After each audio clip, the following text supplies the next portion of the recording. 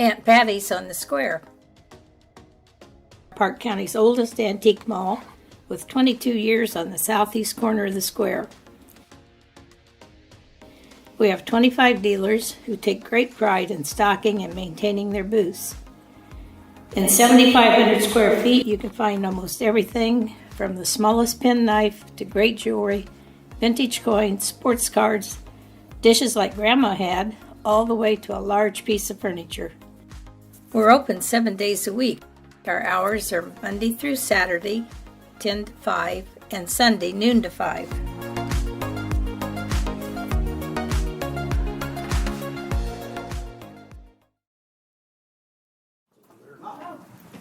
I pledge allegiance to the flag of the United States of America and to the republic for which it stands, one nation, under God, indivisible, with liberty and justice for all. All right. We're going to open with a public hearing for the 2023 budget. So this is tax. So what do you call these things? Tax. I call them tax-based funds, but is that DLGF funds. DLGF funds? That's probably the better terminology. That's what this is about. You know, it covers for those here that don't have, you know, stuff like the general fund and motor vehicle, pool, cemetery, park, those kinds of things. We don't have a lot of input in this either. They just tell us what we've got and what we can do with it for the most part. And we just smile and say, okay. So, anybody have any comments on it? You know, we got a little more money here and there than we did last year. How was the experience for you, Brandy? You don't have to talk to her. No, great. Actually, there's a new representative for our area, so I had a good meeting with her. You know, if anybody wanted to ask that anything be changed, that's a possibility. We still would have to re-advertise and do another public hearing, and we are going to be nearing that deadline soon. There were some, like I said, some increases, some decreases.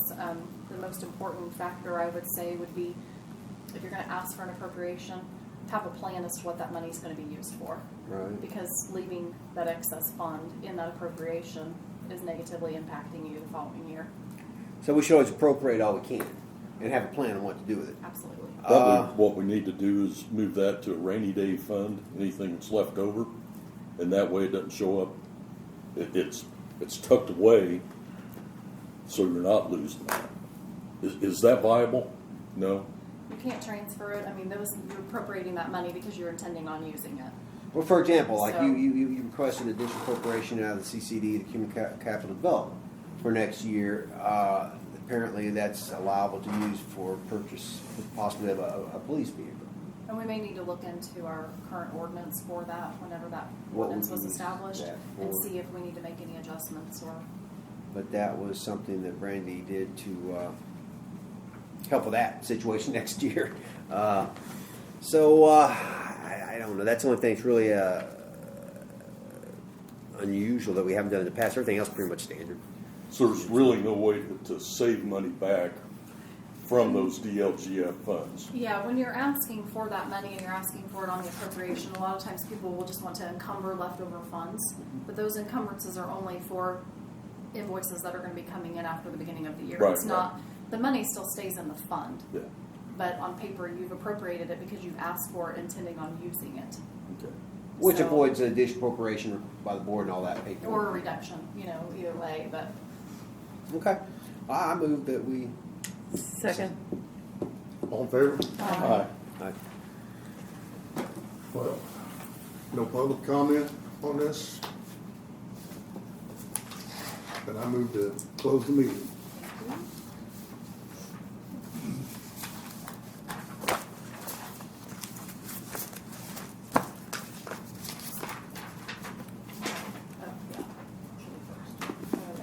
right. You ready, Donna? Yep. Good. So I guess I'm here pinch hitting for Kim to clarify some stuff about the parking arrangement for Bridge Festival with Post Prom. So what's been told to me is that percentages and all that has already been set and approved by you guys as far as splitting it with Post Prom, correct? But then what we just wanted to confirm some of the things from our experiences from before. is there just one entrance to the place where we'll be parking cars? At the time that Jefferson Street is done. Yeah, there's just one We'll entrance. mark it off or something, yeah. Okay. You know, obviously So- there on that back side, the south side, there's kind of open to the blacktop that's there, which really is part of the old bank property. But yeah, there's one entrance off a street. Okay. So So you- in that case, one entrance parking lot should be able to be worked with just two people, I would think so. just, bathroom break, whatever. We wanted to clarify that it would be okay if one of those two people was a junior or senior from the high school working with a parent or something of that nature, or if that poses any particular liability problems. And what hours you want it staffed. Well, We've done 9 to 5 in the past. yeah. But we also we did that 8-hour day, we did 2-hour shifts, so that's a lot of people. One thought I had was maybe just shifting into 2.5-hour shifts and just doing 3 shifts and just going like 9 to 4:30. Because by the time somebody parks at 4:30, you know what I mean? Like they're Yeah. gonna be there Yeah. till the day's done. Definitely, we could keep those same hours from the first Friday through the second Saturday. It's been our experience that you only need to work about half of the day on that second Sunday because people are getting out of Dodge. So our plan was to use a Sign Up Genius link like we used for the fair for our shack out there for boosters. And that worked great because then not only can we shoot that out to the parents that need to be signing up, we can shoot it out to community members as well. Because through some posts I've had for booster stuff, I've had some community people volunteer to work concessions and do things like that they know are benefiting the school kids. So I think if we promote the fact that some of this money is going to be beneficial to the school kids, we'll get some additional community help in addition to just post-prom parents. But we didn't know if there was like a set amount of time that we needed. As long as it doesn't matter to you, like who's working when, we'll just do that whole time with the sign-up genius and fill it with both parents and community members if that's. Sounds good. I think that's about it unless you guys have other questions or can think of any. Kim will take care of the signage. We've already got plans for that. Oh, we do need to know what you want it to say for the town of Rockville. Do you want it to say town of Rockville or do you want it to say the public safety fund or wherever it was that the money was going? I think public safety is a great one to use. Okay. Yeah, I agree. So do you want it to say town of Rockville or no? No, Okay. no, I don't think it. You could say Town of Rockville Public Well, you Safety. could. That's a lot of Say work. both. You could do that. Okay. Either way, Just okay. Okay. Yeah. We'll see how that fits and we can probably get you a little something to show you. Okay.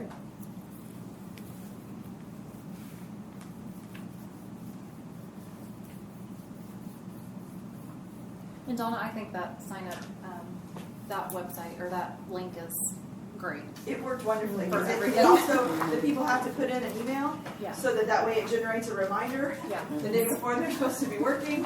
And we didn't, it worked flawlessly for fair. We had no one not show up for their shift. Right. And then are you going to, or your staffing going to handle all funds that day? And would you like to bring them? We'd like to How do bring you- them. we can work what do you together think? on that? Yes, We can- we'll have the end of day person either deposit it somewhere or bring it to you or whatever. Okay. Are we keeping all the money and writing you a check for half, or you're keeping all the money and writing us a check for half? We don't care, but We should probably deposit and write you a check that's just what I thought. to keep the state board happy. I would Yes, think. okay. But it can be, we'll work together as far as an end of day or the Okay. next morning or whoever you want to make responsible. That's fine. Or if you need me to be involved, Okay. let me know. Okay. We will work on making sure that's done. Okay. If it needs to be done daily, we'll take care of it. And at the end, we'll get all the details. We'll kind of watch for that and get the appropriate people in place at that end of day shift times. Oh, sure, yeah. And if I need to help out and, But we thought too, if we could finagle it to where it's 3 shifts instead of 4, then that's less time of money changing hands, less. sure. So, What are you charging to park? no, I guess I don't know that either. I think your competition, the big dog on the block, they charge $5. They historically, I think they're charging $5 now across the street there. I think is that the past too. I I think- thought I remember Kim saying $5 was pretty much a standard. I think that's what we've always Yeah. done. Okay. Yeah. which is probably fair. I mean, it Back works in the well day, in they used Rockville to because charge 10 on the festival if the situation crowds in just Rockville went. is just small enough that people don't spend the whole day here typically. They come, they do Rockville, they move on, and so you get turnover in that lot several times typically, which is nice. And it can be a little slow in the mornings at first sometimes because people are filling in the street parking and stuff, but then once it starts rolling, you usually are pretty busy. It's easy money. Right. Just out of curiosity, parking places, a question on the brand new parking that's across from your shop park. Yeah, That's not going to be used for like, That's what that's they're- what we're This talking is- That's what we're about. talking about. Yeah. really. Mhm. Well, I guess it's public though, yeah. And where do the funds go to? We're, Park Heritage How would- Post-Prom Committee is the ones that are So how is volunteering that to help. determined then, where the money goes? Well, we used to park at the library Mhm. and the First Financial downtown branch lot. Yeah. And we were somewhere else before that. I thought you was talking about Old Jackson, I think it Yeah, was. yeah, that's what I'm talking about now. Okay, okay. But we used to park other places. So when those parking lots were no longer going to be available to us, and we knew the town was planning this, we asked if it would be mutually beneficial if we could help staff that and run that for the parking during festival to split that cut. Sort of the same kids that's going to be operating, and parents going to be operating, going to take care of the cleanup and everything too. For the town. Yeah, I mean, there wasn't much cleanup in the lots we did before. You just mean like garbage and stuff? Garbage, the tourists, Sure. and even some of the townspeople. Sure, yeah, we can handle that. We can definitely make kids do that part. Well, it's been several years ago, but I did that over to the grade school parking lot. Uh-huh. And whoever helped us do it, we were responsible, because that's where money went to, so it was school, well, it's a school, so it was school's responsibility, not making the townspeople or town, Right. Rockville, Right, do it. yeah. We I was just curious. Yeah, and that's something we could do with that extra Sunday afternoon time. We could have a staff of kids come in and make sure everything's all cleaned up when we're finished. Could probably set a big trash can over there, couldn't we? One of those. Yeah, I would think we could Yeah. make means to have a couple of trash cans, which would be Sure. ideal anyway. Right. And hopefully those people would utilize. Right, I don't remember having trouble with garbage in the I lots we wouldn't think used so. before. It's, unless it's somebody putting a cup down or something, and Right. maybe leaving it, but. Right. But we will also work together on Okay. making sure that we make a joint effort to Okay, take care of that. Is that all you got? that's all I got. Well, thank you very much. You're very welcome. On to volleyball.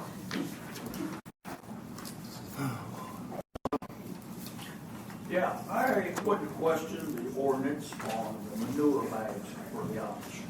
On what? Manure bags. Poop bags, manure bags.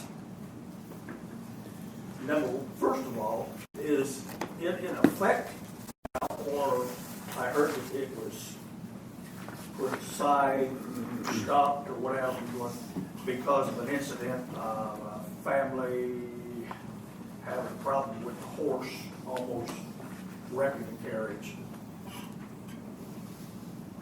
because of the manure bag.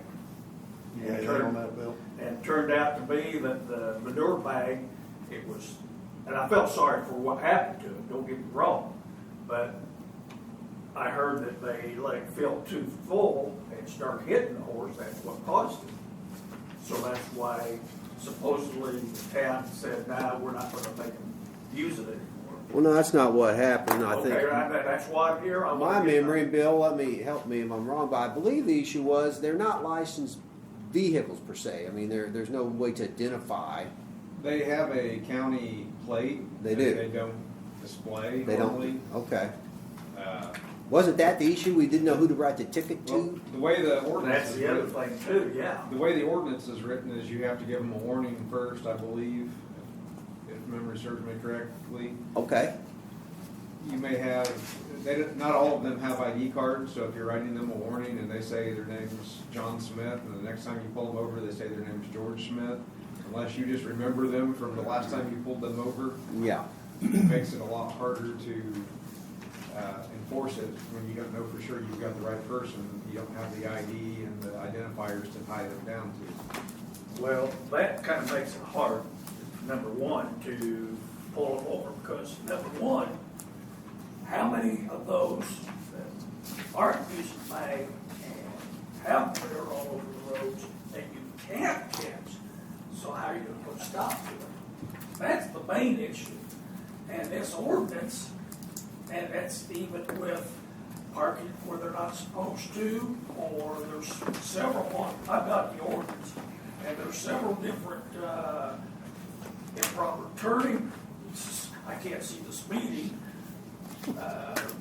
Less than 10 miles an hour. There's a half a dozen or so that there's fines for, and you know, again, if you don't catch them, how are you going to put a stop to it? So it persists on keeping up. So we persist in seeing all the manure on the roads. It's the same way as speeding or any other infraction or crime. We have Exactly. to catch it. If we don't catch Exactly. it, it's going to be a problem. There's nothing we can do about it until we catch it. Well, but this one, you can, if you enforce putting that manure bag on. All of them. Now, I have seen a few of them put it on there. Well, yeah, it's an issue, Donnie, that's been around since they. It's an issue, but it can be stopped. Well, if we have the right pieces in place, yeah, Like the what? the right pieces. If they have an ID, like they have the issue with the ID, I don't know how their communities enforce theirs. I don't know what they have, how they do it, but I know it does exist out there in other communities. It's time to revisit it, obviously, and see what we might be able to do. I saw a nice run of manure today on Yep. a street real close to me. Right across the street. Fortunately, it's not like cattle. That's all I can say. Try to always find the positive. At least it's not like cattle. It's a Well, little- I've talked to one or two of the Amish Yeah. about it, and he kind of giggled and he says, well, we already all know in the Amish community that, of course, it's wild, it's an animal, it's going to go when it needs to go, but for the horse part, we all know that they go at a certain time and they take them out afterwards. Now, this is what I was told by one of the Amishmen.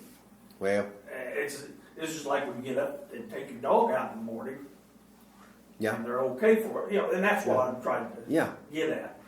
But it's an easy, to me, unless I'm missing something, it's an easy cure.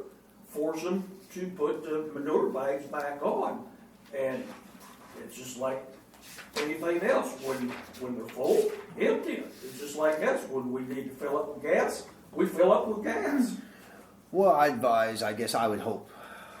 The last time we did it, we didn't reach out to anyone from the Amish community. They came in after the I've fact. got some connections. And we should probably reach out to them. I'm not sure who they have some sort of structure to I've got contact and info. talk to them about the problem before we I can make a couple. Well, But then Bill needs to also be able to enforce it in the department, and that's the other issue. But first and foremost, we need to reach out to them. We need to revisit the ordinance and reconvene with all this information, and perhaps get the ordinance and sit down with the Amish and have them in for a special meeting, Liddy. yeah. Yeah. The other thing isn't there certain streets that they are not supposed to be on, like around town here? I can't recall, Donnie. It's been too long. I mean, gosh, that ordinance goes back to 13 or Well, 14. I mean, No. it'd be nice to know because Well, that's why we'll get out the ordinance and take a look and you Get got me on. one of the ordinance right there. She made a copy of it. where's that? Ah,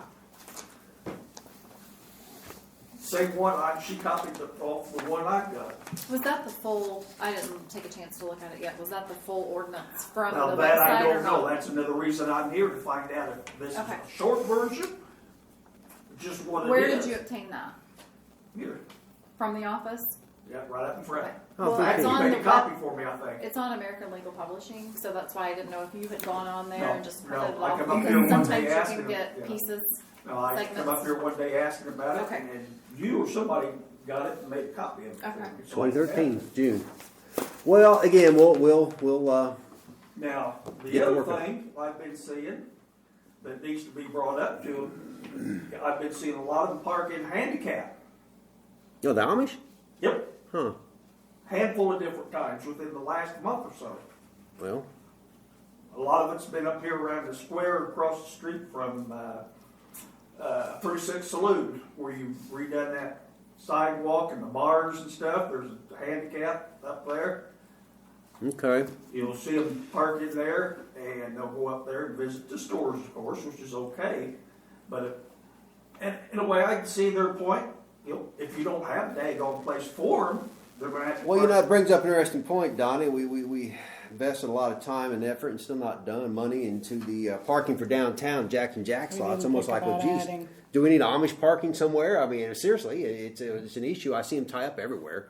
Yeah, the next thing is, if you do, which, I mean, I guess you're going to have to move with the times, but if you do, who's going to clean up the mess afterwards? Well, yeah. There's always You got issues. your dad's place over there and several different others that when they're done, they leave and it's there for several days and several weeks.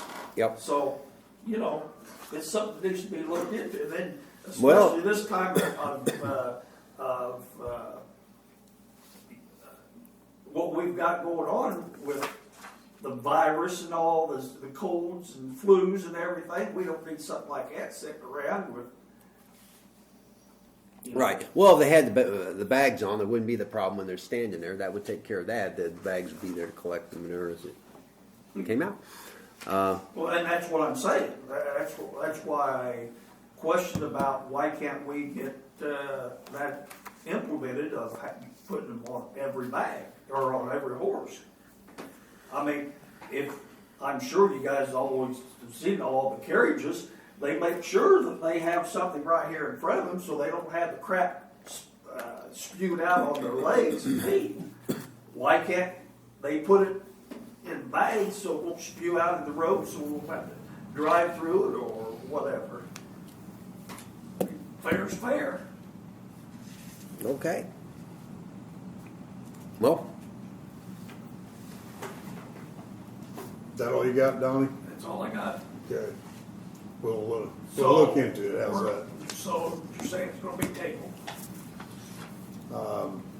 well, I Unless suggested you guys want to change the ordinance right here, right now. That's Well, exactly no. what I want to do. right the now. ordinance. We have an ordinance. First, we're going to get with the Amish. The lady's going to reach out to the Amish, get some of their community leaders in a meeting with us, and get their input. So you're saying that this ordinance is not even in effect now because of one incident we had, but I've heard of it. Well, no, the ordinance Well, the never ordinance been. is still in effect. It's, Okay. Yeah. So is it being implemented though? well, apparently it doesn't sound like it. I don't know. Well, I mean, that's, Well, that goes back to the comment I made about 10 minutes ago, Donnie. How do you issue a citation to someone that doesn't have an Exactly. ID, or perhaps the vehicle doesn't have a tag that identifies? I mean, that's an issue. Who do you write the ticket Right. to? You know, brown horse. I mean, I don't know. I mean, I know it sounds silly, but it's a serious. No, It's a serious issue. How do you write the ticket? I mean, it there's almost sounds stupid, but I know. It's I a know. problem. okay. And I'm sure other towns have got the same situation, but Hey, you know, Park, I may regret this, What? but Bill knows the example that the crap's crazy way they poop everywhere. But last year, they had one escape from the square, a buggy, tore down my street, tore a big metal sculpture I had repaired by Andy Wye, took down all my Christmas lights, Really? knocked over a sapling in my front yard. I just planted Norway maple. Jeez. And we can't tell who the guy is because he doesn't have the little thing on his buggy. I mean, Uh-huh. Bill caught him, didn't you? Yeah, but at that time I was He didn't not know aware. that. He didn't know what he'd done. Tore up Many the water damage. meter across the street from me. Tore it right out of the ground. The I mean, horse? The buggy. It was, Huh. it was unattended. Well, fortunately, no one got hurt. But again, the identification would be my thing. Well, if they have a county. correct me if I'm wrong, but aren't their tags basically their initials? I believe it's a number that they register through the county. They should have to display those. That should be a requirement. That should be in our ordinance. If they caught without one, then that would be another violation. They don't have identifying. So yeah, our more I ordinance believe might. that would be a county violation. Well, if you're coming into Which our would be town, though, we specific to a request deputy. originally back with the ATV ordinance in the late 90s. They had to be licensed in the town, I believe, And initially. yet they are not now. They're not, No. they've got the sticker, they've got the little sticker that you gotta have. Yeah, but it's a county thing. But regardless, we'll, Yeah. we'll figure something. We'll figure something. Okay. Just going back to that time, couldn't do anything anyway. Yeah, yeah. Well, we're just wanting people to be accountable for their behavior. Well, we gotta move with their times, but at the same time, they've gotta move with our times and understand the problems they cause because of them not doing things the safe way. So, okay. To wrap this up, who's going to contact? You're going to contact. Get back with Brandy. We'll set up a meeting. I'm guessing they might prefer a smaller meeting as opposed to a big. Well, I don't know. They didn't have any problem coming in last time, and I will but see. whatever whatever you can arrange, Brandy will set up a sit down, and we'll get some input from them. We need to look at ordinance. We need to figure out how we're going to identify. Could it be with public also in the meeting? No, Why? that'd be non-productive. Yeah, we'll There can't be any official action without the public there, but as far as having a meeting to try to negotiate with the Amish on certain regulations and things, it's gonna be more productive without public input until we can have a public meeting on it. So in other words, you're saying because it's not non-productive, that you don't want to take a chance of the public going off? Well, just based on conversation tonight, I think that it would be a non-productive meeting because they're gonna be offended, you're gonna be offended. And if we can have a meeting that's productive and then we can put alternatives out to the public, that would be more beneficial probably. You're going to be offended either way you go. Right, but if we can put alternatives that we know that are actual possibilities out there, that's gonna be more productive for everybody involved. When you negotiate things, you come up with alternatives, and then you have a public meeting to discuss the alternatives. Does that make sense to you? Not really, but Every public see, I meeting- see what you're getting at, but I don't agree with the public not being able to. Well, I'm just telling you, when we had our zoning meeting the other night, and there were 500 people in the meeting yelling and screaming at each other, that was a non-productive meeting. No, and I understand that, but I just say, I think it's wrong that the public is not listening in on what is said. Well, you will listen in when there's an official action taken. We're allowed to meet in private to talk about negotiations and things, but when there's official action taken, it has to be public, it has to be advertised. The public has a chance to comment. Okay. But as far as negotiations, we're allowed to do that. Without them. No, they'll be there too, probably. No. I would assume. With the public. I mean, that's up to them. But as far as the initial conversation, though, I don't, we're allowed to do that privately. We just can't take any action. We can't come to an agreement with them. We can't do anything like that. We have to do that publicly. We have to discuss our alternatives, and we have to have a public vote with public input on it. But to have an initial conversation with them, that's something we're allowed to do privately. Okay. So that'd be my recommendation to the town anyway, because that's going to be more productive. Well, All this will be out to where we'll know when we can. Right, and you'll have a chance to have input too. Yeah. I mean, it's not something where you'll be excluded from input. It's just something where to have an initial conversation and just see what their situation is going to be more productive before you're able to reach out to them. Okay. That good explanation for you. I mean, there'll be a public. Good Anything explanation, that but we it's not do- what I want to hear. Anything that we do, Don, it's gonna be, I mean, it will be in the public. It's that simple. So you can come to it or not come to it, and you'll know exactly what happens. Right, and that's what I want. I mean, I'd rather than listen to this joke over here or wherever. it is. Exactly. You'll know exactly what happens, Don't when it let happens, anything but freak straight and in the whether horse's we're gonna mouth. arrest the Amish or not, so. I mean, Well, there's gotta be a way to get it done. So you won't have to be playing the damn guessing game on, well, who done it? Whose group is it? Well, yeah, I mean, it's just like like Bill said, every law's, that same way. People speeding down Howard Avenue, I mean, Yeah, if that's the very they're same not thing. sitting there Very watching same them do thing. it, then, So what do you do? exactly, what do you do? But the I problem they mean, run in with the Amish, though, is the identification issue, though, and that's been something even with criminal laws, not just ordinances, where that's been an issue. I mean, there's been federal Well, cases on I it. can tell you one good start would be when they do finally get Voorhees Street Bay, put up bumper. Speed bumps. Speed bumps. Discourage people. Well, they need to be put on every street, I think, to stop the speeders. Well, thanks for your time, appreciate it. thank you. You ready, Nick? Yeah, so the big thing I've been working on, and Bill had reached out as far as status of a lot of the ordinance violations. I think he'll probably talk about this some, but we have 20 total cases that I'm aware of. There's been about 5 that have been resolved in different capacities. I'm going to touch base with Bill on those that have been dismissed. So we have 15 total pending currently. Of those, there's 3 that we haven't been able to get service on. There's an additional 5 that have been given additional time to comply.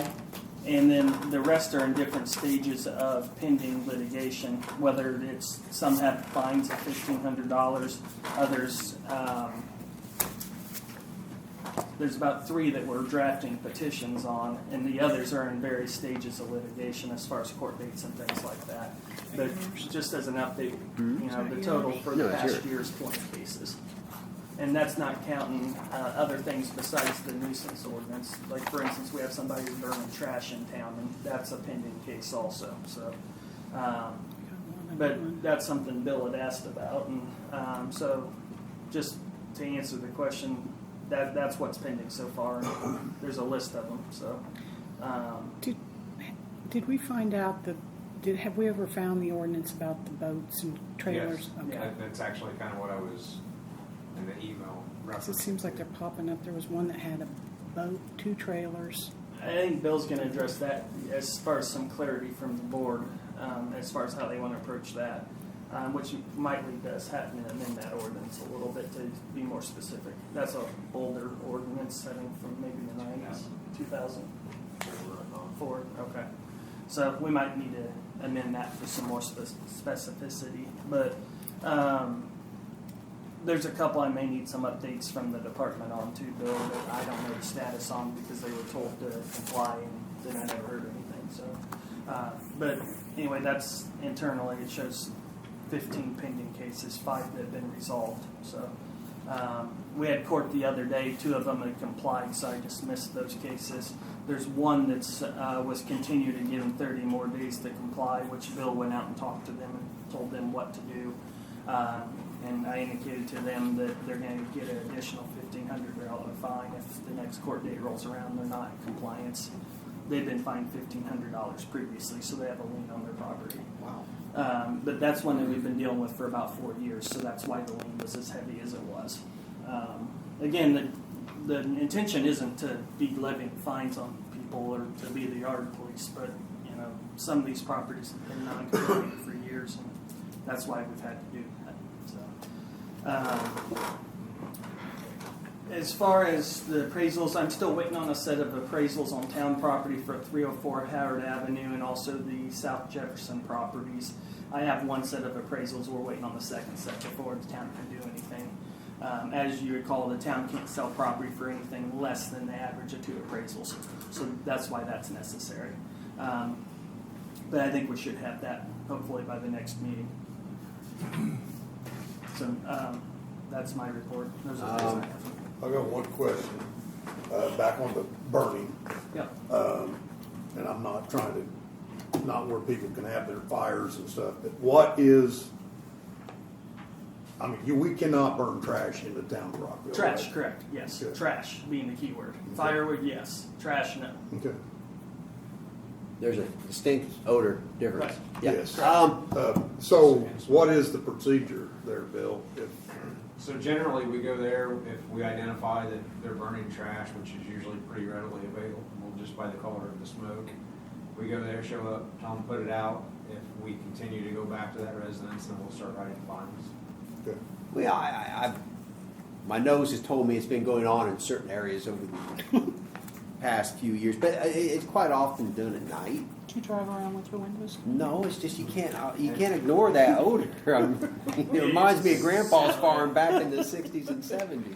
And I will tell you, and this isn't an excuse, but when you have one officer on duty and they're Right. dealing with something, if people aren't calling these in, sometimes they're going to be missed because we Oh, yeah. are. Yeah. Today, I received a complaint on one, and the officer was actually down at the police department typing up a probable cause affidavit and had no idea of a fire being burnt because they were actively busy. So if the community reaches out and calls us, it's not a hindrance to us. We want to know. And if they don't want to reveal who they are, they can call in anonymously, and we can still go and look for the fire if we see the fire. If we show up and it's fired and we don't smell anything, and they've got their hot dogs or marshmallows out there after out in the dark, that's acceptable. Right. They're allowed to have a weenie roast. But if they're burning trash, which are going to be readily available by the black smoke, then we're going to tell them to put those out or write them a fine. Okay. So Nick, have we done anything on the Asbury building over there? Where are we at on that? She's looking to sell it, but We don't have. I was told to push pause on that. So, I thought we voted to get appraisals after that. and then I was told to push pause after that. Oh. So I haven't had appraisals done. Oh, well, I think you take off the pause and look into it. We need to get the numbers just to see. Okay. I don't know. For informational purposes this time, we should find out. We had some years ago, as you recall, but they're no longer good. It's just long Right. enough to. So, okay, yeah, I can do that. I don't have any other ideas myself. Just to get the information. Okay. Okay. I think that's all I had.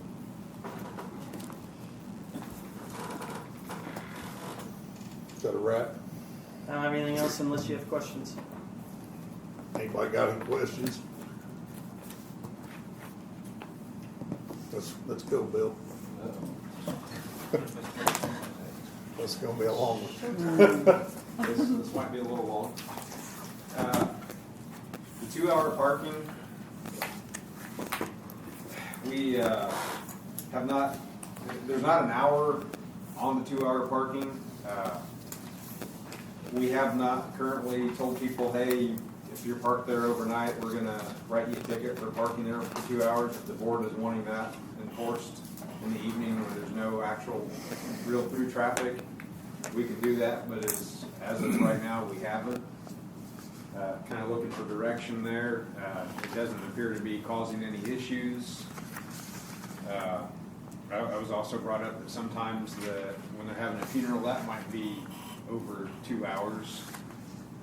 When you have everybody visiting to see their deceased loved ones and stuff, so.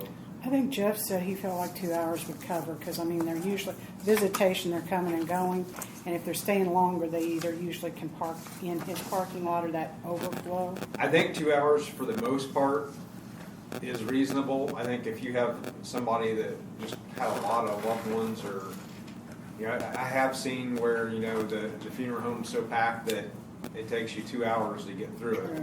Well, I think it'd be obvious if it's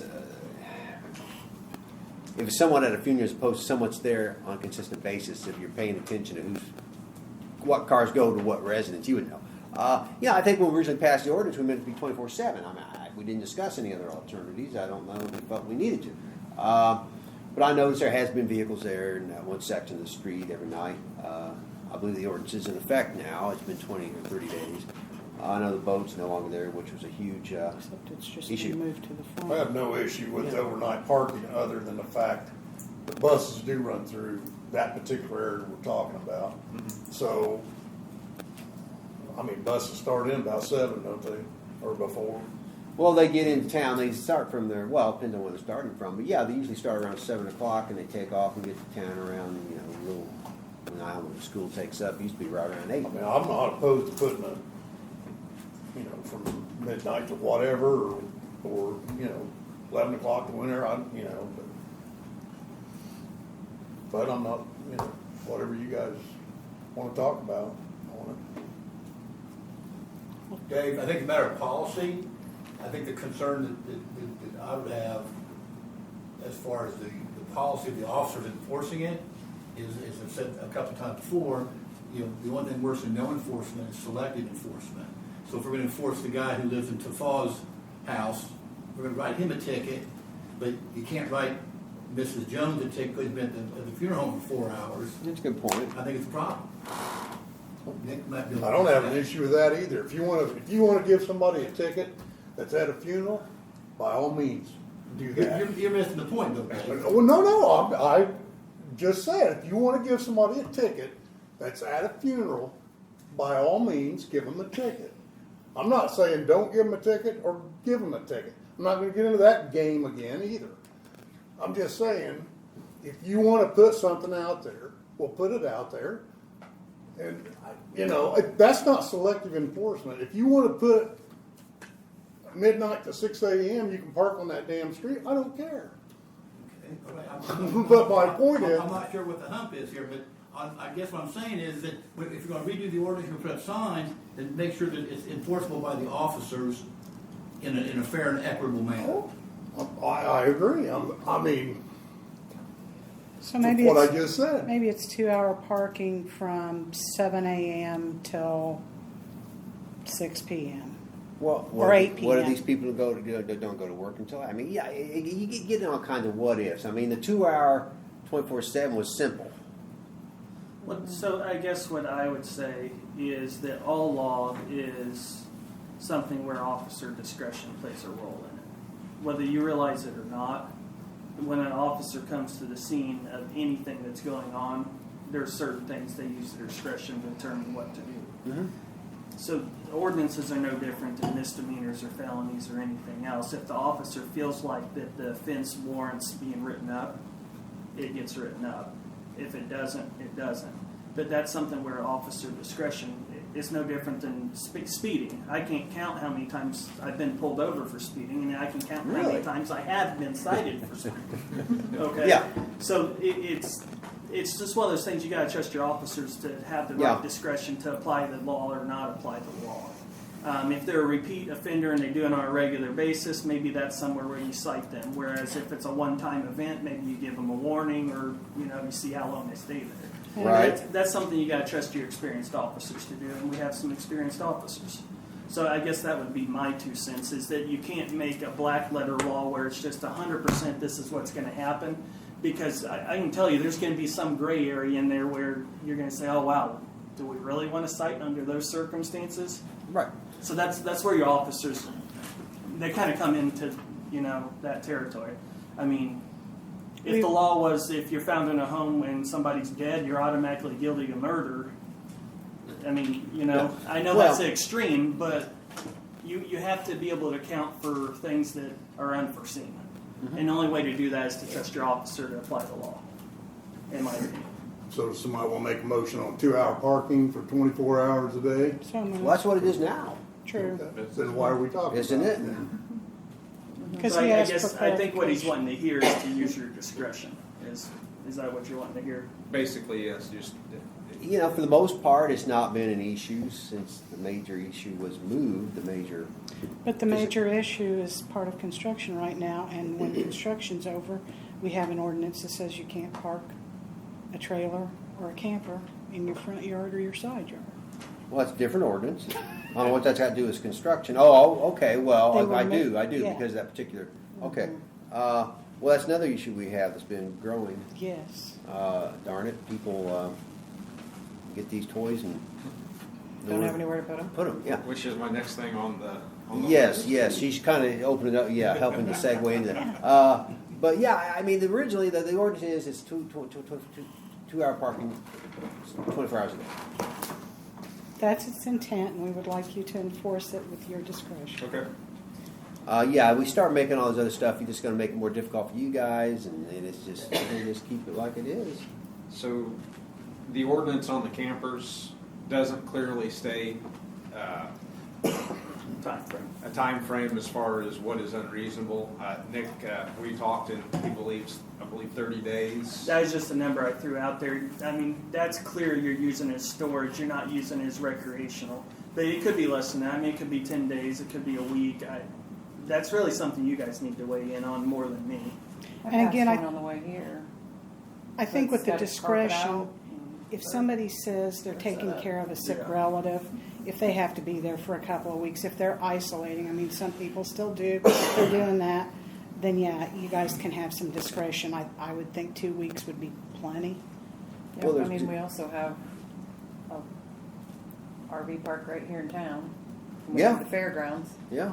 I mean, those are, Well, fairgrounds just during special events. is it? I think. I think you can go out there and. Yeah. Really? Got Rockville Lake. Rockville Yeah, Lake. I mean, Okay. Okay. So where are you But they going have here, to pay- Melissa? they have to pay well, for I think there are options available other than setting up camp in The the front yard. yard. for Which they're not a couple supposed to months. ever be using it to live in other than like sick. Well, I don't even know. I like I said, I just passed one and I just happened to look over and because I'd seen this and I was like, oh, they've got a. I mean, they're set up. Well, and I know, I know It's just not an overnight. a home that's got 2 trailers like you pull behind a truck. They've got a camper and they've got a boat all in their side yard that stay there up here on a full-time basis. Well, then it gets to, I think somewhere in here you mentioned about somebody said, well, we don't have access to our backyard because they don't have an alley. Yes. Okay. There are some properties that are kind of landlocked in with no alley behind them. Right, but I don't have an alley. that's not. I took my fence down to get stuff back. Well, is there And you- any ordinance that you don't says have we much of a provide backyard alleys for either. Well, no, everybody in town? there's not. There's So not. it's like, you don't have an alley, you don't have an alley. Yeah. So Well, so what's the point we need to clarify here? 30 days, we need a time frame, what's reasonable? That just for parking of a camper or for living in a camper? They're not supposed Well, they're not to supposed to live live in the camper. Not supposed to live in them, period. And they're not supposed to run an extension cord. I think Extension they're looking cord. at storage of the campers is kind of what the intent was, to kind of stop people from storing their campers or their boats or things like that. Or all of the It's how I above. feel. How long have we had this ordinance? Some Several. Predates 2004. me. Yeah. 2004? We updated it when Mike we was done it? here. Huh. It was, Well, yeah, I remember that one. Okay, so there's no living regardless. Right. well, but then his question was, sometimes you've got somebody that doesn't have a very big house. They're coming to take care of ailing. That's why I said let the officers use their discretion on that. well, the ordinance we have, I like just the way it is. There's no living now. What goes on in discretionary, I don't want to complicate life. Let's Well, just keep that's it simple. Back to Kevin's comment, there you go. I mean, this side of the street, you're gonna let them stay in the trailer, and over here, you're not. So There's the a law's guy- the law. There's a guy on Park Street or whatever, he's got a beautiful garage there, he's got his RVs, he put in a gravel lot, his pontoon's all covered up, stored there, his RV's covered up, stored there, it looks nice, didn't hurt anybody, so he's gotta go now, I guess. Per the ordinance. That's on what street? It's There's one on Anderson, I believe. not that's- Anderson, it's one, it's Park Street or Indiana Street, Oh. one of the cross streets. Anyway, it's very, very nicely done, it keeps the yard nice, etc. That's where he's storing in his backyard, he has an alley behind him. But he is adjacent to, I believe it's maybe Indiana. So again, and the discretion is fine, but I'm just saying is I've got a boat on my street, been there for 4.5 years I've been there. Well, I don't know if it's ever been in water 4.5 years. It got moved. Well, I know it got moved. I go down that I street. guess my point again, though, is that there's not an attorney that's going to be able to draft you a law that's going to cover every single possible scenario. Right, you can't. There's Yeah. just not. Right. I mean, there's going to be some scenario that comes up, like they draft these ordinances or things for subdivisions, and then part of that says you can't use it for commercial use. Well, now they're doing Airbnb in the subdivision. Is that commercial use or is that residential use? That's the law. You can't adapt over time. So that's why you have to have officers that can enforce the law in a reasonable way. So like for your instance, if they're in the backyard and it's covered and it's closed and everything like that, that's distinctly different than they're camping in the front yard and it's right out by the street. And I mean, there's variations, I guess, is what I would say. So that's going to behoove us, as the leading the police commission, and to express that to our end of it, say, this is where the line is, so to speak. If there's a plumbing line, a blue line running from it, there's electricity running from it, then I think we just seize all the boats and trailers that are in violation. Generally, I think the officers are And I'll capable take of my drawing kid. that distinction on their own on whether it's a problem to the town or it's not a problem. You guys are probably the best source Does it of information on obstruct that. traffic? Does it obstruct view? It's impairing the neighbor's use of their property. You know, I mean, There's a lot of issues there. but you guys have the training to do that. You know, most of us in this room don't have that training. It's just, you know, I mean, that's my 2 cents. You guys are the town. You guys are who tell them what your ordinances are. People Why don't- these offices getting gored. You know, if you're sitting there staring at it, even though it's just a store, if you're staring out your backyard, like, you know, I've got a guy who's totally within the law. He's got an old Ford pickup truck stored in his backyard. Every morning you go out and drink your coffee, look at that rusted out old Ford looking in his backyard. That's just the way it's got to go. You don't make law to make you happy about you drinking your coffee. So you make law to protect other people. You know? But I mean, you're never going to make everybody happy. But Or anybody. I guess my recommendations would be if it's impeding uses of things, or it's causing problems for neighbors, or you know, traveling on the roadways. Certainly, you know, if you're parking your boat there and we can't get the buses through, that's One was parked, it was on the trailer hooked to the truck, and it was parked in the road for a couple of hours yesterday. Well, anything in there, okay. If you don't mow your yard for 1 week and it's this tall versus you didn't mow it all summer, it's this tall. Right. I mean, I can tell you which one ought to be cited probably. But vehicles in the right of way is different issue versus Right. vehicles in the driveway versus vehicles in the side yard. I mean, they're all different issues there. I mean, if your camper's parked in your driveway for 3 days because you're putting stuff in it to go camping, that's distinctly different than it's parked Yeah. out in the right of way to, you know, for the whole summer. But A lot of help, weren't we? So, I think he probably anticipated. But clear as mud. Okay, well, so we don't have a third, we have no time limit. we in do the not. ordinance. Just unreasonable. Right. I mean, that's why I personally view unreasonable as it's a permanent storage solution for you for whatever the property is. Well, that sounds logical. I mean, that's why. And it's a cost, but I mean, there are places you can store your boats. There's, Yes. Well, it's just like if you live in town, you know, you don't hire a band to come play at your kid's birthday party till midnight. You know, I mean, No, you take them 36. or whatever. But you know, it's one of the costs of being in town is that you give Well, up. it certain is. It's rights. one of the can be. Yeah, there's trade-offs, but in city living You versus. live in the country, you can do a little more of other things. But I guess what I'd tell you is my position would be I can't draft you an ordinance that's going to cover every variation of what could possibly happen. So at this time, what's the board? to, would- Well, we put it maybe in not to there. exceed 30 days. I don't know. That We put a want special, where you can get a special permit for special like permit. somebody coming in for 2 weeks. Okay.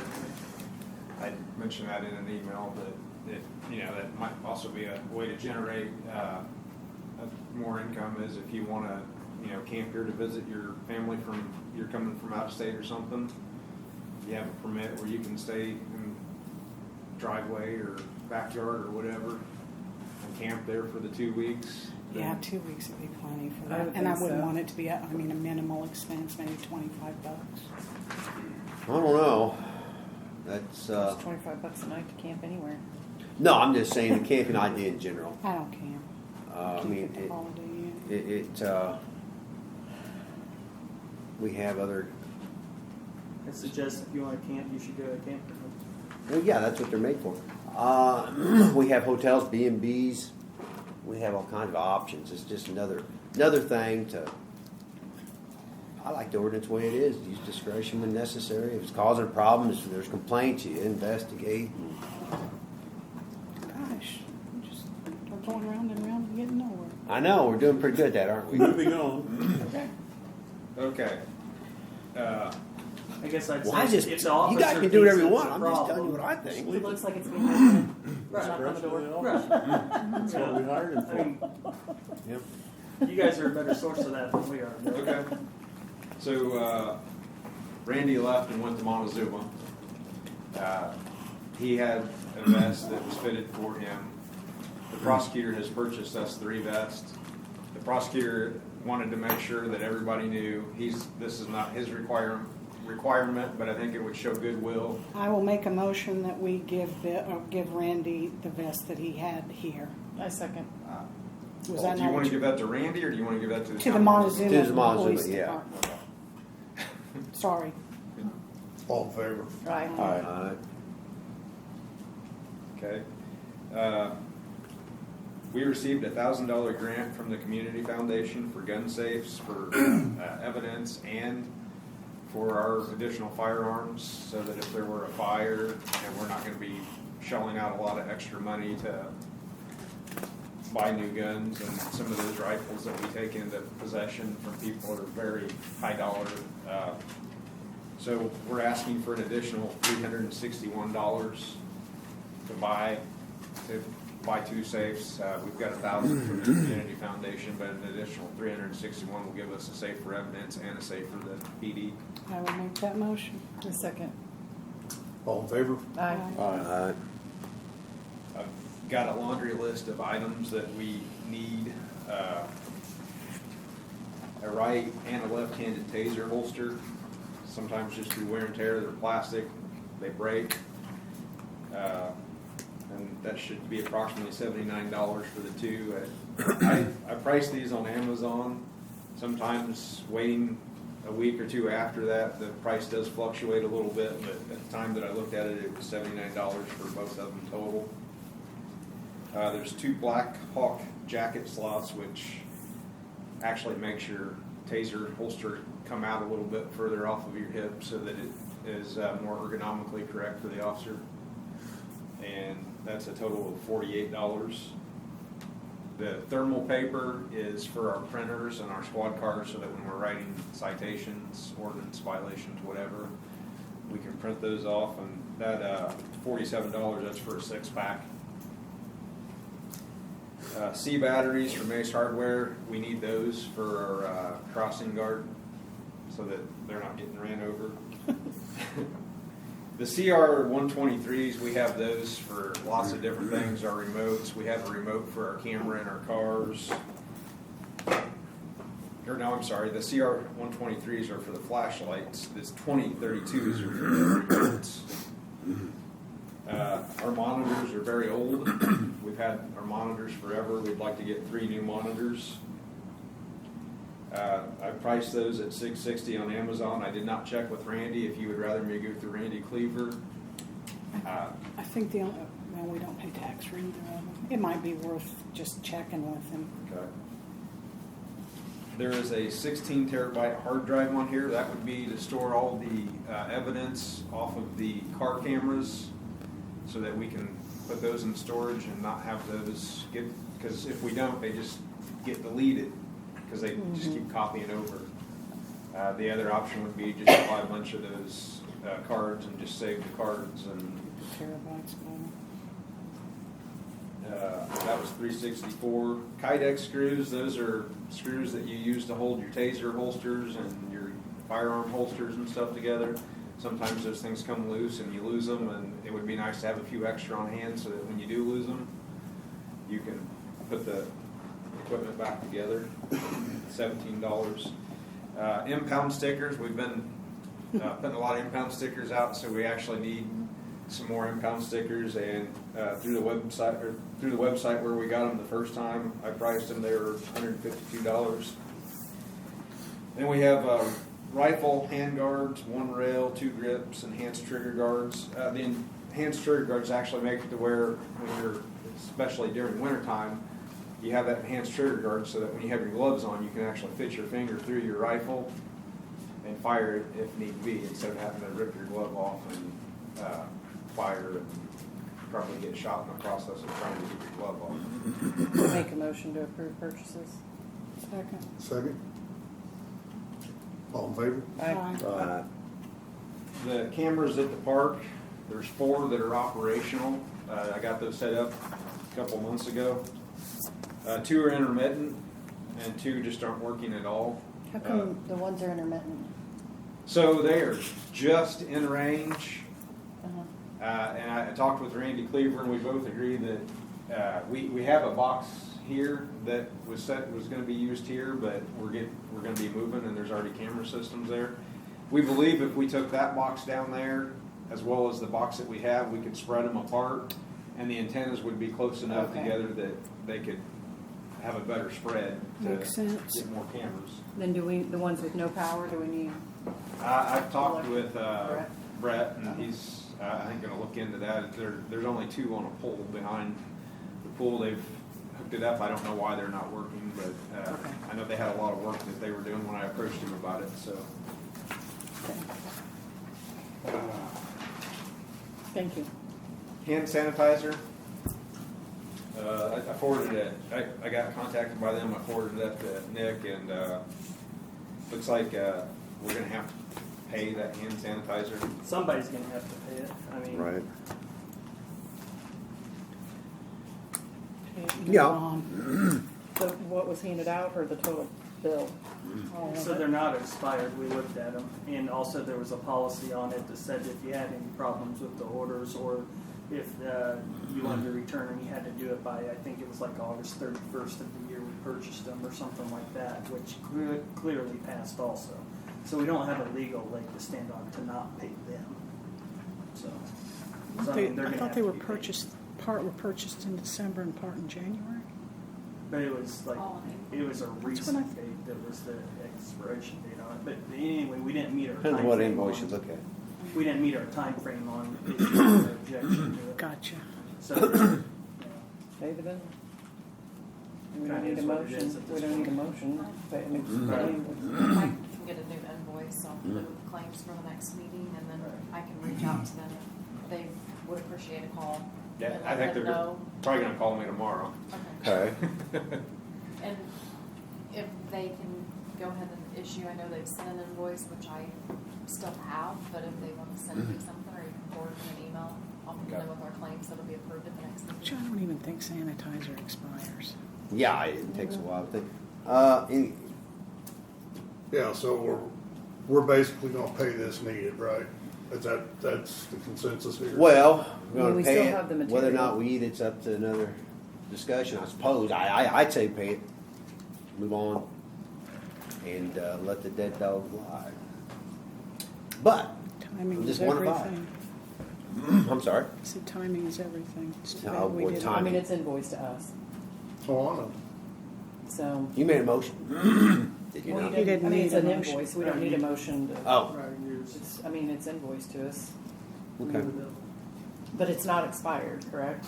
It is now, apparently. it might be now. I don't know. I can't. It's really hard to read the There's a- label. Hand sanitizer I don't expires. think it There's a does. center number for the month, and you can't Yeah. really read it It's because alcohol. of the dimple in the bottle. Can you ask the company, because they should have with that manufacturer lot number, what the expiration date is, and then Okay. if it's not expired, get rid of it. Take it to schools, get rid of it, hand it out wherever.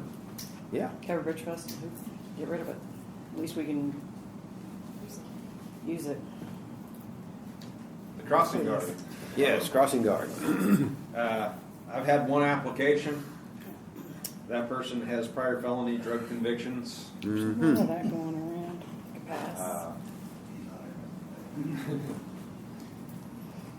So what are you doing right now? What are we doing with that? Well, right now, we have officers, if they're not getting called away on calls, that are attending 36. 36. I can tell you multiple times I've been called away, or I've been stuck on a call where I couldn't get to there. John's been moved to. So what hours, John's been moved over to- what's the hours on this? 7:40 to like 8:10, and about 2:45 to 3:30.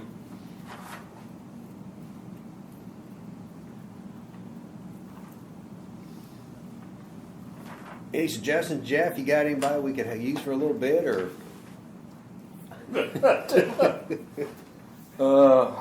7:40 to when? 7:40 to about 8:10. I tell you, usually by 8 o'clock, you don't really see very many kids crossing the street at that point. Is that just a 36 or is Yeah. that? Just 36. Okay. Just 36.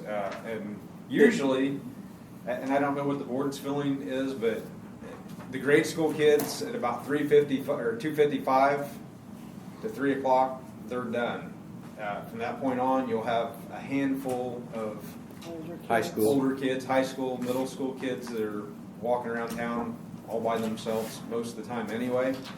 I don't know, And I noticed the other day, a bunch of them were going up to the mini mart and crossing there too. or they'll go to college. Yeah, Because that takes them straight to over there by where they're getting picked up for the Yeah. bus. So we're not getting as many middle schoolers coming through there. I think we've had 2 or 3 middle schoolers work through there, and that's about it. Middle schoolers won't cross the highway at 36 until about 3:30. Because they don't get dumped off at the high school until about 3:15. oh, because of all the loss of Well- buses. Because I don't know how the busing works now. It's a lot different than it was when I was. You know, the big concern is the Little ones, little ones.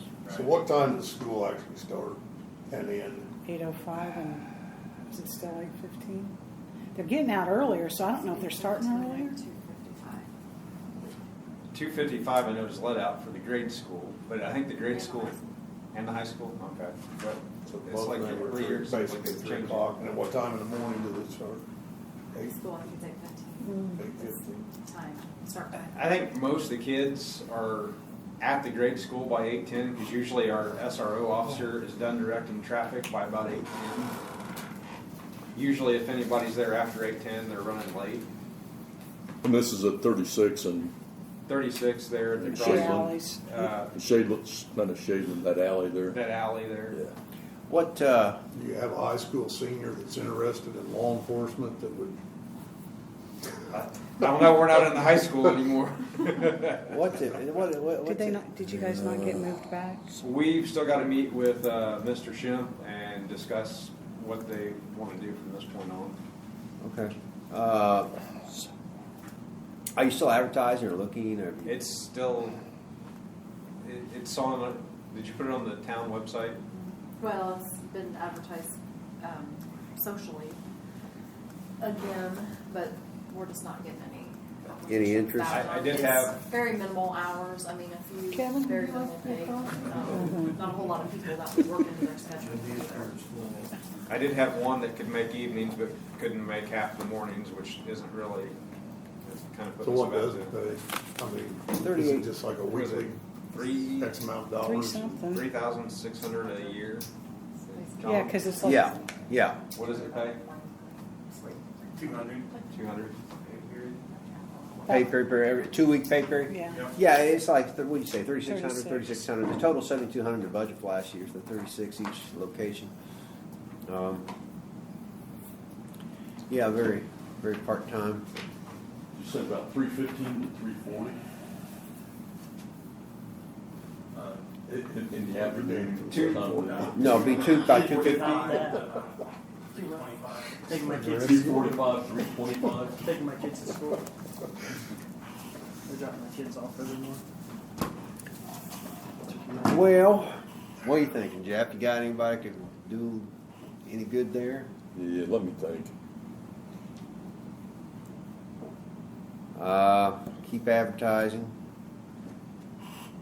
The time spent, it's not bad pay. It's just you have to have those time slots available in your day. $40 an hour. Yeah, it's good pay for the hour spent. Yeah. But it's an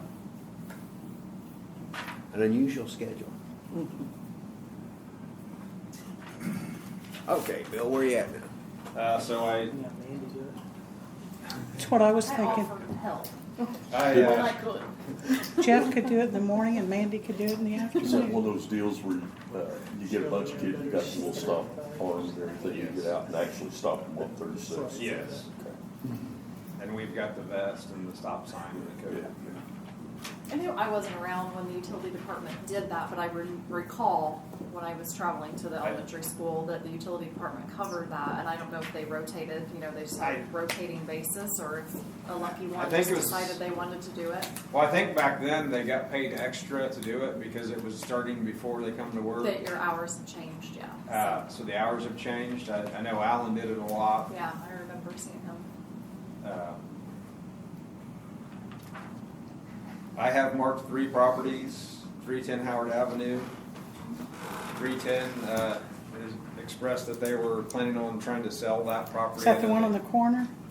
The one on the corner is the brick house that he lives in. Yeah, that house right next Oh, to it. It's for sale. It looks like the brick house is for sale now It is. too. They both are. Both of them. The brick one was the one that we got resolved previously. They put most of their stuff inside the fence beyond around back. The 310 Howard Avenue is just in bad shape as a whole as a building. Yeah. Has Josh looked at that house? What were the Yes, other I ones? called him out there to look at it. It's structurally sound. Okay.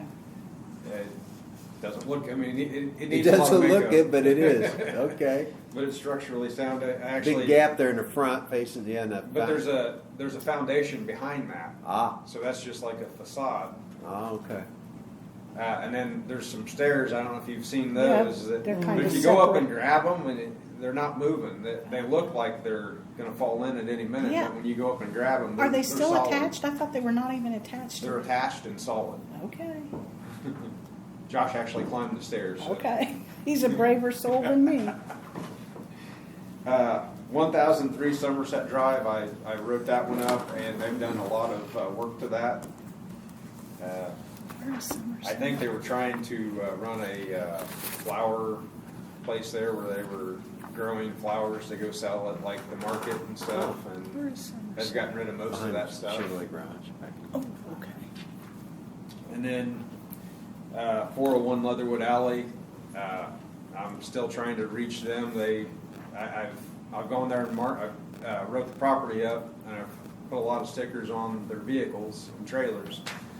They have got some of those fixed. I'm trying to make contact with the guy before I just start, Calling them all. because there's like 6 trailers and 2 cars, and I'd really rather. Wow. Where's Leatherwood Alley? Yeah. So Pennsylvania Street, Leatherwood Alley is right behind it. Okay. Going to the south? Yes. Okay. So I mean, the neighbor the neighbors would have, I assume, would have been somebody that would have said something about it. I don't know, because you don't see it from Pennsylvania. But regardless of who, Is that the one that runs between if you're on the Pennsylvania or that Leatherwood Alley, or if you're on one of the surrounding streets, you're going to see it, and you're going to see. Just driving through Barton, you can kind of see like 6 trailers right in a row. And I tagged him, and he moved them to where Okay. Now I know. he tagged them, or I tagged him, and then he moved them to where you couldn't see if they were plated or not by sticking them in the weeds, which was something that Are they enclosed or open trailers or just? they're boat trailers for the most part. There's one with a camper on it.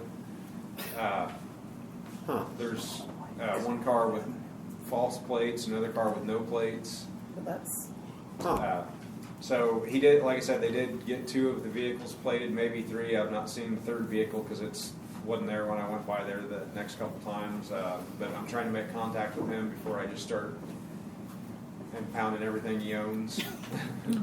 Well, you documented any of that contact effort? I mean, as far as so you can. Yes. That's I've got good. CADs that show that I was out Okay. there, negative contact. But yeah, eventually you're just gonna have to cut your losses and do it. well, yeah. I mean, that's just kind of wasting. Course, what do you do, though? Because he's not making any effort to get in touch with you, right? Right. Yeah. What are you gonna do with all that stuff? We're going to call the local towing agency, and I guess they're going to be full. Just so they're clear, can you tell them what the tags say that you leave on the cars? It says Rockville Police Department. Just so they're in the loop on what they're seeing. Are they orange? Actually, I have a picture of it. That way, in case they come complaining later, you can see what they've been It's providing. good to have information. Yes. Is it? Yes. Information's great. Sometimes. Love it. Dangerous thing.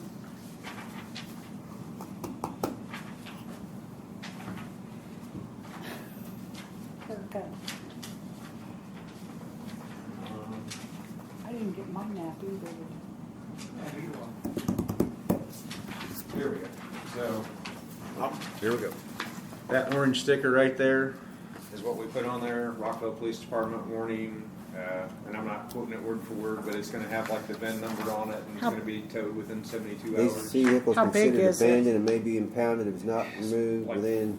4 inches by 72 hours. 3 inches. So it gives them plenty of warning. So that way, if they come in here to you later, you understand what he's provided them. Because what had happened is he'll tow those things, and ultimately they'll come complain to you guys. So, Okay. And then we're supposed to send them to you, right? and if I'm sitting here, I'm just going to tell them you had a warning. You know, Well, if you want it back, pay the impound fee. Okay. I mean, I guess what I'm telling you is they're being given adequate warning to fix the situation. Right. I trust you, Bill. But, I think the only other thing I had after that was, well, two more things. I listed a bunch of things that we feel that we need. There's a K9 Street Fighter vest. It's body armor for your dog, because he's just as apt to get shot as we are. It's rather pricey. This particular vest will allow him to wear it for the entire shift. He doesn't have to take it off and on. If you leave a vest on a dog that's not like the particular one we're asking for, you have to put it off and on all the time because they'll overheat. So this is a better vest for the dog, a bite suit, which would allow Thor to actually do better realistic training. Then there's 3 ballistic shields, and we'd like to get 1 shield for the school. So whichever school our SRO officers are in, we have that shield there. We're currently asking the Mr. Shemp or we've actually asked Ms. Robinson, and she's going to ask Mr. Shemp if we're able to get the safe. Can we put a safe in there and a shotgun and a rifle? Because I don't think it looks good for us to grab the shotgun and rifle out of our car each morning and carry them into the school. I think that might create a bad image. So eventually, if we're allowed to do this, we may be asking to be able to purchase. Well, you want both vehicles. I mean, you're in close quarters in a school. You really need a rifle. Would a shotgun be sufficient? I mean, backup would hopefully be coming. I mean, rifle's long distance gun.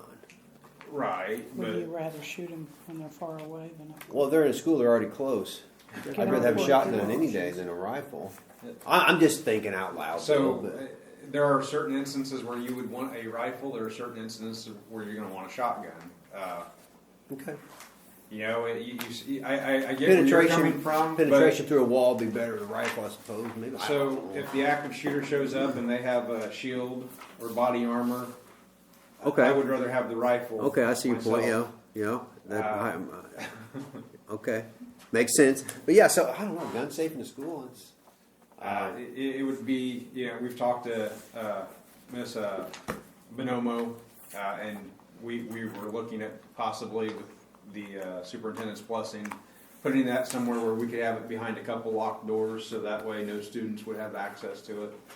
Of course, then the safe would be locked itself too.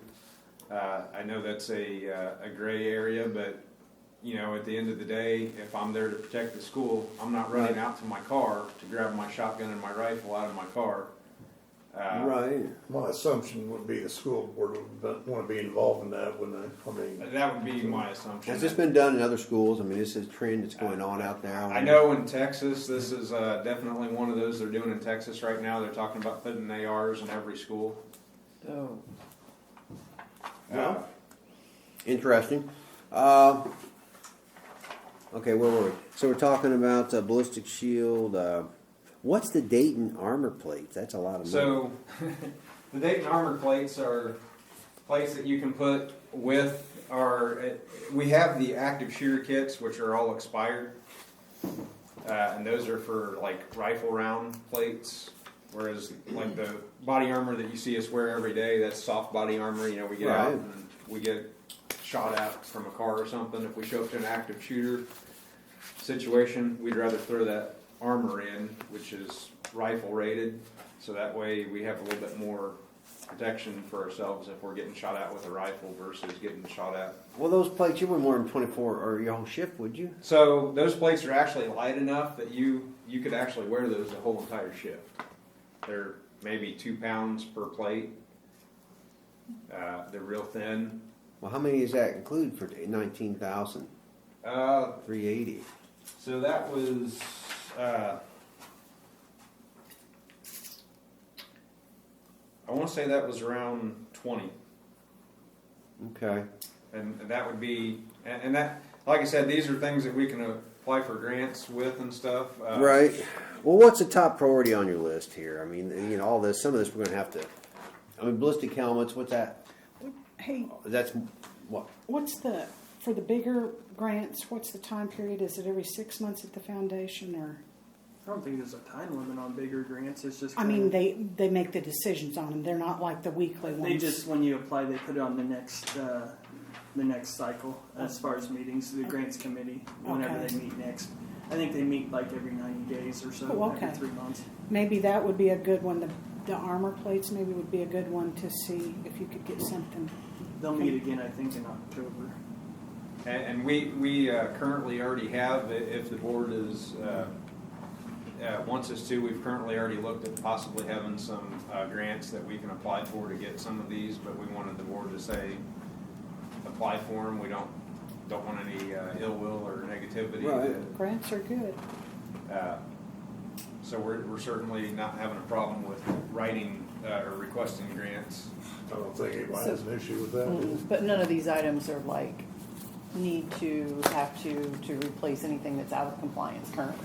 Well, that big ticket item that Park mentioned, that would replace our active shooter kits that are all expired. What's an active shooter kit? This I don't. So that is your the ones we have right now are currently, they're super heavy. You take them out, you put them on, you go to an active shooter where they're firing rifles at you. These are the heavier body armor to protect you against rifle rounds. So that would replace those. The thing about these, this $20,000, which I know is crazy, but the thing about the ones that we currently have that are expired, they last 5 years. These are the ones that last 15. These last 15 years, so basically you're buying them, I know it's right now, but those are... They're about $1,000 a piece. What you're saying? So 20 plates would outfit how many people? I mean, that's what you said. Was Right. 20 Well, plates, 20, my understanding with this price is that's 20 officers. Oh, okay. Can you do fewer officers? I mean, is that? So we could do fewer. I mean, this was just I would say we definitely would want to do All full-time, and then All maybe full-time. the specials are part-time that work the most, maybe? or it's I guess possible that we could also just have a few, maybe get the 6 and then maybe get 4 more that are just for whoever's coming on duty that we could leave there at the department. They actually slide in your vest, so you actually don't have to take your vest off. Obviously, you don't want all 6 guys that are wearing them daily that are probably getting all their sweat on them continuously. Right. Going from one officer to the next, because you'd like to have time to clean them and stuff like that. So, And most of the time in active shooter cases anymore, isn't it usually a rifle that's involved? Or it all depends on what that person has access to. The expired kits, are they being used at all? So we have them in our cars. If we get something big, then we will have officers throw them on, because even if they're expired, we'd rather have an expired kit than no kit. So if you purchase these, are they going to replace what you're currently using? Period. I mean, would they wear Yes. them all the time? Yes. So we wouldn't have a need for those. Right. And it's a 15-year purchase. And unlike the soft body armor, which is more tailored, these Yeah. aren't as tailored as the... So they're more interchangeable. Yes. And we already have the vests for them. Yes. Well, I'd say we see what you can do grant-wise. Revisit it. The soft body armor that you're currently using, what's the lifespan on it remaining? 4 years, 4.5. It's most of ours. There's 2 officers. I think they have 2 or 3 years. I'd have to pull up my chart to know for sure. But Ian and Cameron Martin, they got theirs before the rest of us did. So theirs are a year or 2 behind ours. But everybody else got theirs around the same time, within 6 months of each other. So are these the inserts you could store in the vehicles potentially then, right? And how many vehicles? Are there 5 or 6? He said these are light vehicles. enough that they would wear them all day, though. No, what I was meaning though is you could have them stored in the vehicles for... For oncoming or for officers that And I imagine there's a lot of officers that would probably just grab them and insert them in at the beginning of the shift and take them out. Wipe them down and throw them in the car or something.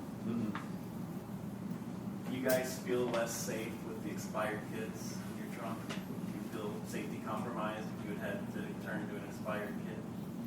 I feel like with the new stuff, I would feel safer with that than I would with the stuff that's expired. It's not been tested after that 5 years, and it's also been riding around in the back of the car, and who knows what the elements of sitting in that oven. I think we make a motion to approve the ones that are expired, to replace the ones that are expired, and then you look into the grant for the rest. Well, I think they're all expired. No, he said 2 of them aren't. No, that's soft body. Soft body. The actual Active shooters, all. active shooter kits, all of them are expired. From a compliance issue, I would be more concerned that there would be a situation and then we would have expired kits being used that would open us up for. What is the compliance on that, Bill? I mean, is it, I know our vest, that was definitely an issue with your soft armor. So Nick may know better than me. I don't know that there is a. I guess what I was thinking, and the reason I asked you about the vehicles is because right now you have 5 full-time officers. You're going to have 6 full-time officers. And then if you had an extra set or 2 that would stay with the vehicle as a, emergency, if they're the one on, like say Frost Shower's working, he's not full-time, but he works a lot, I know, so it stays in the vehicle. So if you got to a point where you had 8 sets, you'd have 2 spare sets for whoever the special or whoever it was, and then your full-time officer would have their guaranteed sets. And then, your full-time officers are completely compliant and have everything they need, and then you have 2 spares for anybody that works regularly that they share. It's kind of what my mindset was, So we're looking at 8. That which we would really save you need. $12,000 off Yeah. the $20,000, but Yeah. which that was my thought process anyway. But I mean, that's, Well, I like that thought process. It'd be a little less than $8,000 to do the 7752 to put us in, them to have the appropriate equipment they need in the event something really goes out. I'm just making have that it motion, mandated and that then the if you need specials are to more, make sure they have the you can spare get the ones grant when they for have it. I'm sorry. I'm going to make a motion to get the 8, and then if you need to get more, try to get the grant for those. Okay. I second. All in favor? The rest of this stuff, Bill, I mean, that's probably the most critical thing on there. The only other thing, or the second one I would say is critical, is K9 Thor's vest. And I know that's super expensive, more than our vest, but Just an estimate. How much do we have invested in that dog? was that? Training. I want to say just for the beginning of getting the dog, and if you include like the cage and everything, I'd say there's what 15. If you include all that stuff. How old yeah. is he? He's Was it young, 2? maybe 2. He's a If young. that He's old, still Fully a. grown. He's full size. But Is he the one that was donated, or is he the one the town bought? Wasn't there one that was donated? Yeah, that was Jack's. That was Yeah. The other one. the Okay. Belgian Malinois.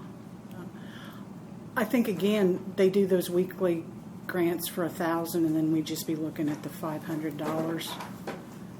Is it $1,500 vest? Is that what it is? It is. What I've got is 1550. Foundation to give out. for They've got, $1,000 that you without can submit a grant application as long as it's in by Friday, and then on Monday, anything less than $1,000, they Okay. review.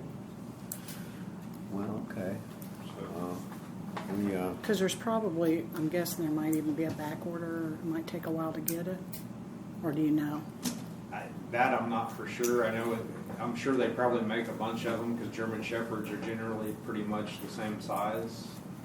I mean, you probably got 2 or 3 different sizes for German Shepherds, but for the most part, if you got a German Shepherd, here's your German Shepherd. If you got a Malinois, here's your Mal. And they're probably just going to Fit it on. kind of pull the straps to get them to fit better. Well, so what do folks want to do? Well, we're talking about looking at grants for all of the rest of this.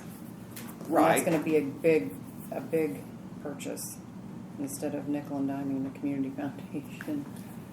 Or are you looking at other grant sources? Well, so there was a K9 vest grant that according to my officer that was looking into it, said they're just begging people to fill those out because they haven't got as many people filling them out.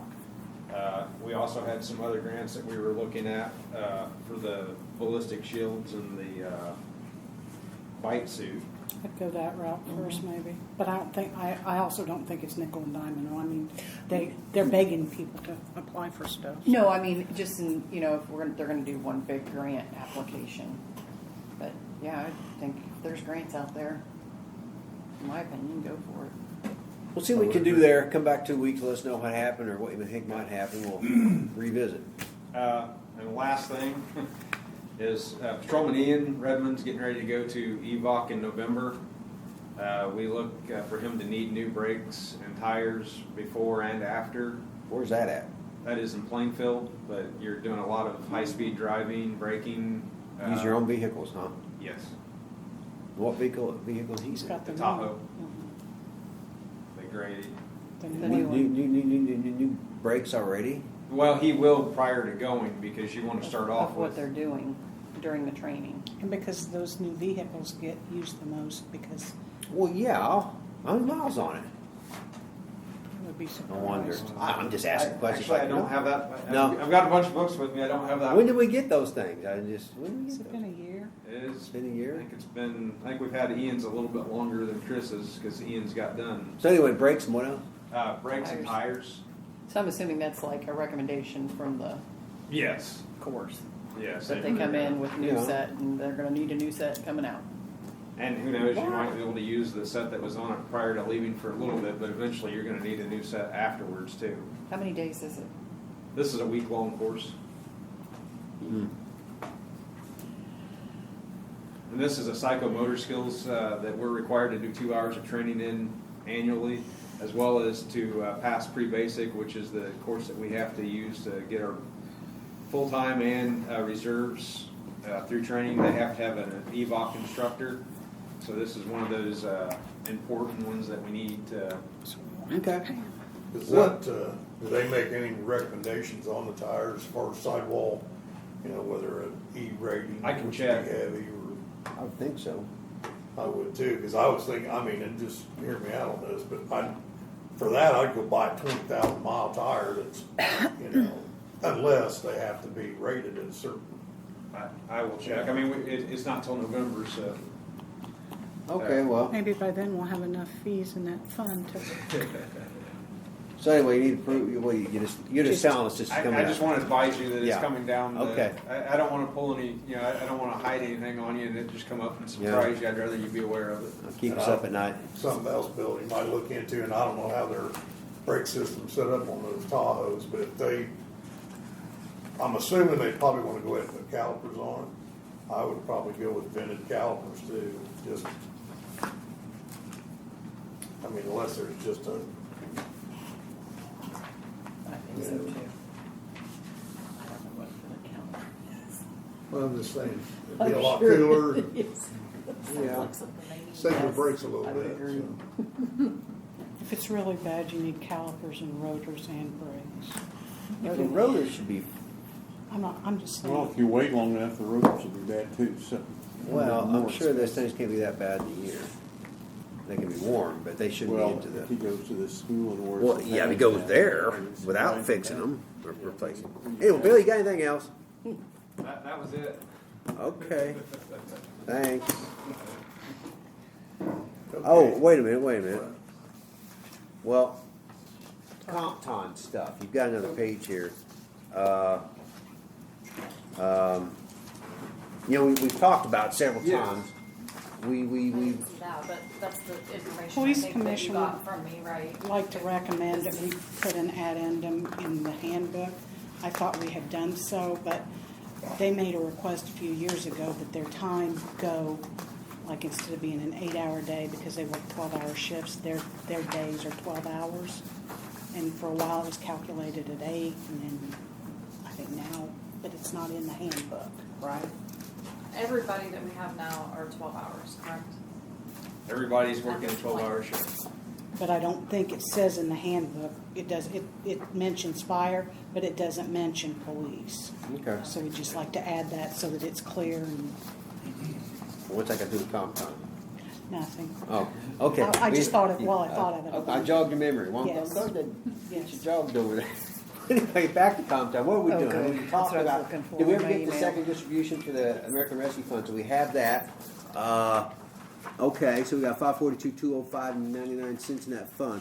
And I don't believe they put Got a a couple stopping things on point there, on right, just this, added on, was on the with COVID, basically, right? I mean, it's still, we weren't at a time frame where we had to stop, like, say March of this year, it lasts 2 years. With any guys that are working outside of that realm, I think we're still within.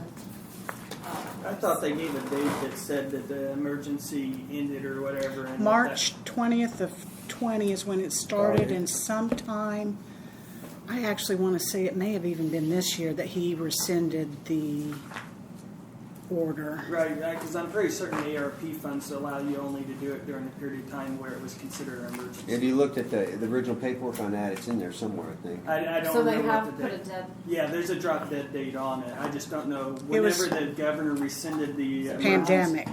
July?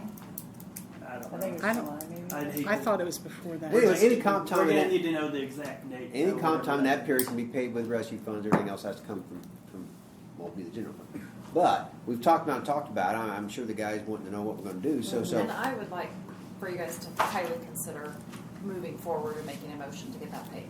well, yeah.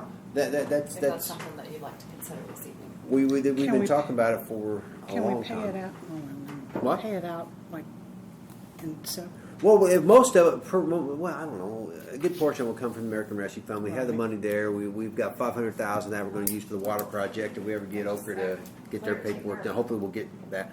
So let's use it, get it done. One less thing to keep talking about, right, Jeff? Dave. Yeah, make a motion. Will you make a motion for that, please? Now, what would you? And the motion is.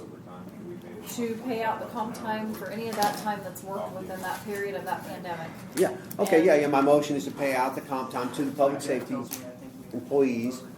The fall within the hours or dates specified in the American Rescue Fund. Yes, that's immediate. And the rest will have to come from general fund for public safety. But Well, how much of that, I guess, and we can, I just want to make sure I'm clear on it. yeah, What we have figured. If all of that really falls within the time frame, because July is the last that I calculated. Yeah, for the 7/15. Department. yeah. If that all falls within there, may I use those funds? Yes, you may. But For that. I don't know when the cutoff date was. I But think it as was long as before falls that. in. So, you think it was July? I think it was before that, I actually. think it was. And Hang I'll on a look minute. it up and make sure, Right. but if there's any excess that falls outside of that, then use the we'll have to general. use general fund. We don't know where else to take it from for public safety. All right. So that's the motion. We need to get that in date. Just It's in pay that it ARP. out in one lump sum. Well, yeah. I think so. Disaster Second. declaration was rescinded 7 p.m. March 3, I thought it was March or 2022. April. Okay. So anything Second. outside of there? Second. I already seconded it. All in favor? Aye. Sorry, I didn't hear you. Yeah. Okay. Got that thing going. Send out an email and let us know. Thanks for mentioning that. Yeah. When you see how much falls into our fund money and out, just let us kind of know so So we can all March 20th, step and not worry to about March it. 3rd. What about regular employees? Can we do the same with them, or is it only for first responders? Well, we can't use our funds for that Only public public safety. The non-public safety employees, we need to look at that too. It's another issue we'll talk about with, as we move in quickly into the budget. March 6, Season. 2020. Oh, You ready, Jeff? 2020. Yes, whenever you are. 3rd, 2022.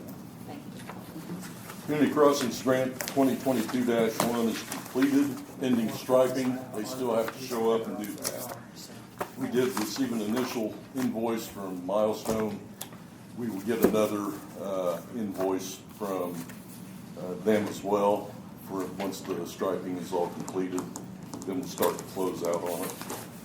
The application for Community Crossings Grant 2022-2 for North Michigan Street has been submitted and accepted by NDOT. I'll let you know when that gets awarded. Is that usually September? Or is it Yeah, October? but it was late. They pushed the deadline back, so I'm thinking September, early October maybe. Do need approval for Brownstown for miscellaneous electrical supplies for the electric department to the total of $12,335.46. And that is a couple of big spools of wire, a bunch of assorted hardware, and some cross arms. I have the actual quote here if you would like to review it. Again, need approval for that. Motion made. Second. Second. All in favor? Aye. No, second motion. The hydro flushing Yeah, with the Rockville Fire Department has been completed, and Jim Veach has a full report on that. I can't remember if I forwarded it to you or not, but also IMPA is doing more pole replacements. I think it's their intention to get down by the well fields here the next couple of weeks. We have several down there that need to be replaced. I'll have a cost estimate for the three-phase extension at Benjamin's for the water plant feed at some point in time whenever IMPA gets it to me. I have also asked them for engineering and cost estimate on utility pole relocations for South Market. And that's something that I want to talk a little bit about too. It looks like we're going to have about 8 or 9 poles that are actually utility poles that we're going to need to relocate. It looks like they're going to go back toward the new right-of-way line that we have, and that's to get them out of conflict with some of the other stuff that's going in there. Talking with Dan Gaynor, we have the capability to do that. I just don't know that we have the time to do that. With Dan, we're working a couple days a week. So again, I'd like to kind of compare and see what IMPA is going to be able to do for us. It'll be one of those things that will be important for us to get ours done so that other people come in and obviously like Joint and other people that have attachments on their poles.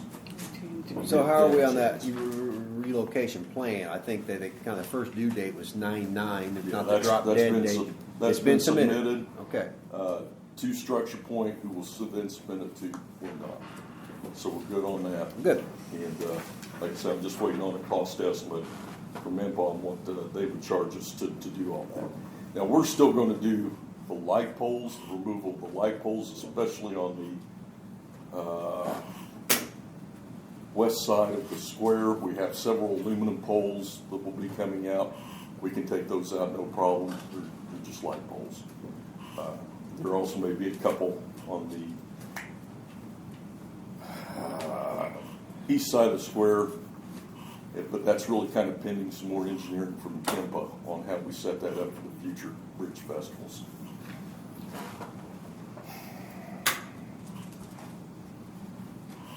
Project statuses: water improvement project, the award announcement that was scheduled for August has been delayed by Oprah.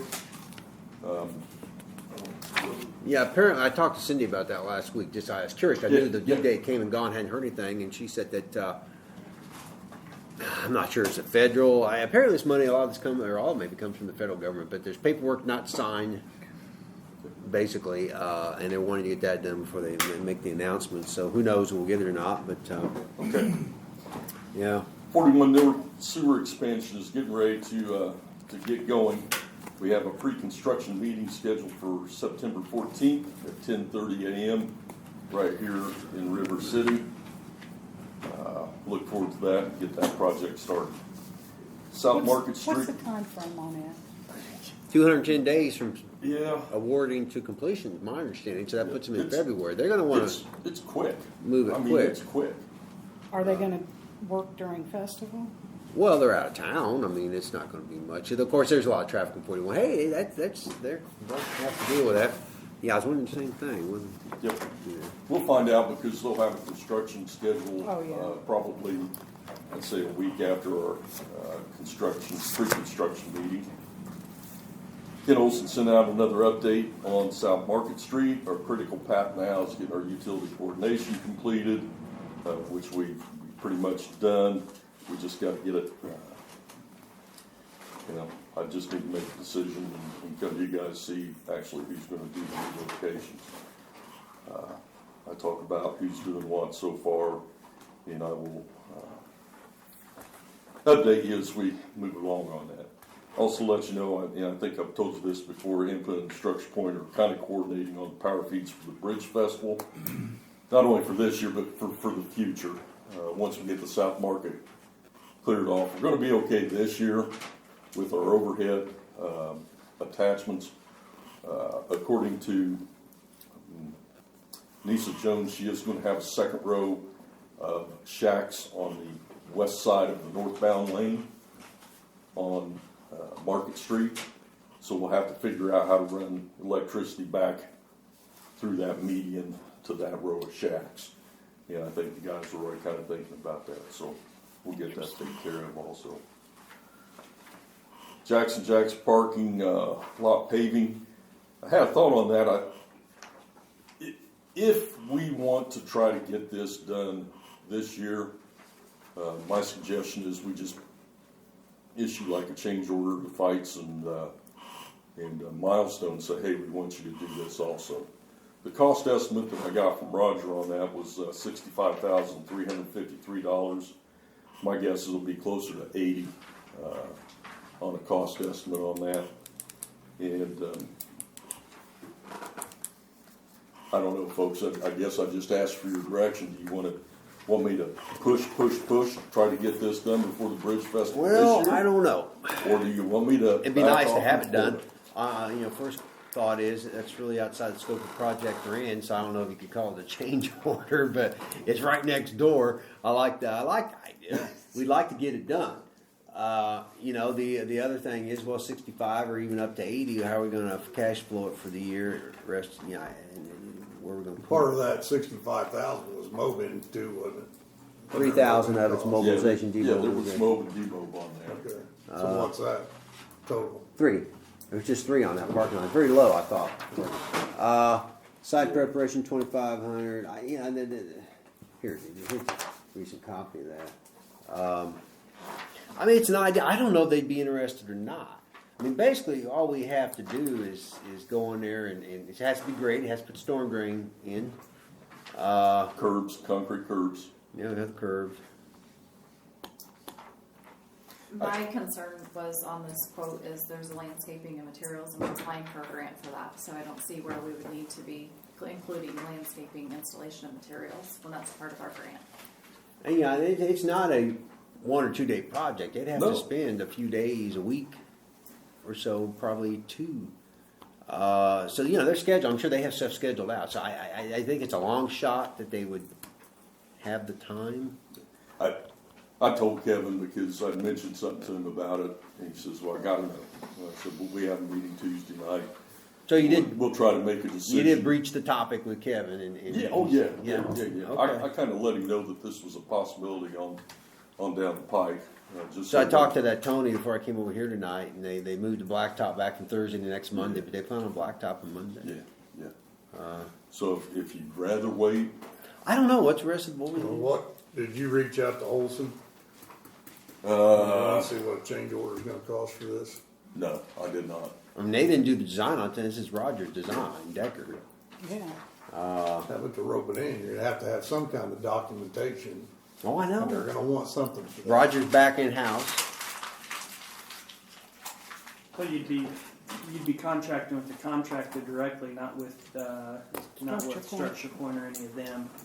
So Right. It really wouldn't be a change order Structure Point at all. It'd be the actual contractor that's been awarded the project, operating off of your engineer's engineering plans. Okay. So Structure Point's not our contact point. It's whoever the contractor is that was awarded. What would you call this, awarding? Right. Yeah. It's not anything to do with this contract whatsoever, or the award, or anything like that. It's all. So would we have to put it out for bids That's again? That's my question. Well, yeah. What's our? Right. So whatever it's worth would dictate what your requirements are. How much is the bid gonna is 80,000, because then whatever the statute for 80,000 says is what we have to do then. Well, So we there's don't- no way of getting around just doing the bids.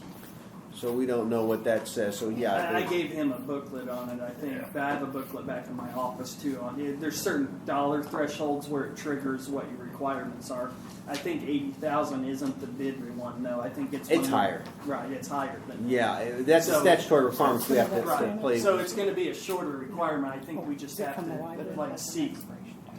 It's like 2 or 3 different sources for a bid on Of it. course, another thing you need to realize, that'll be very, shall we call it green asphalt with a lot of traffic right off the bat. I mean, I don't know if that's good or bad. I would think it's nice to kind of stuff. But you won't be If able we're to run not, it through Structure Point. if though. we're gonna have to go through a bid process, Yeah. then Well, I we're don't gonna think have to we wait have till next year. How they coming along with the sidewalks up on the west side, on the Getting north there. end? Yeah. Are they in? I haven't been over there today. I Yeah, know well, on the, Where the sidewalks the of the east street are both side- done, all the way down to the intersection, on the east side, I know, except the parking lot side. they did the sidewalk on the east side from 36 down about Vanderheiden's parking lot. I know that they got that one done early this morning. I guess where I was going with this, up there, I mean, there's gonna be a pretty good chunk of real estate up there from the sidewalk to the curb. I was thinking about maybe putting a piece of conduit under that sidewalk off the parking lot. Just in case we wanted to move. Because I mean, from that sidewalk where that. Oh, okay, you're talking about by the parking lot. Yeah, Yeah. where that bump out is.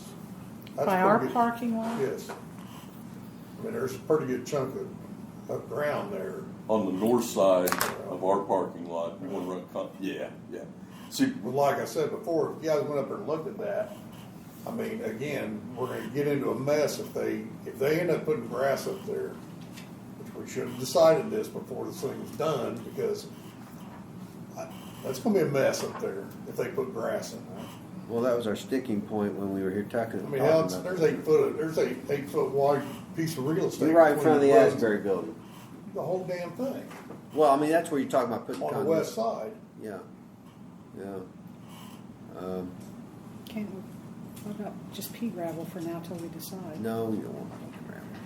Well, I mean, septic rock or something, but sure as hell don't want to put dirt Gravel. and grass in there. Well, I believe the way it's going to be left is going to be seeded, David. I believe that's what they're doing. I know, Yeah. that's what I'm trying to tell you. Well, yeah, I know. I mean, that's what we agreed to do, but at that point, we were stuck on what to do with it, and it was basically decided, well, we'll just do grass, and we'll figure out, we want to do something different down the road.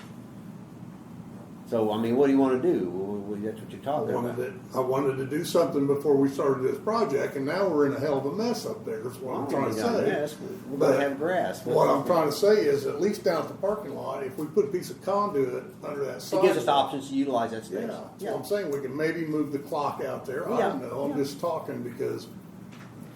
I don't It's gonna be know a why mess. here we are going with grass again. Half of the grass doesn't grow along Howard Avenue.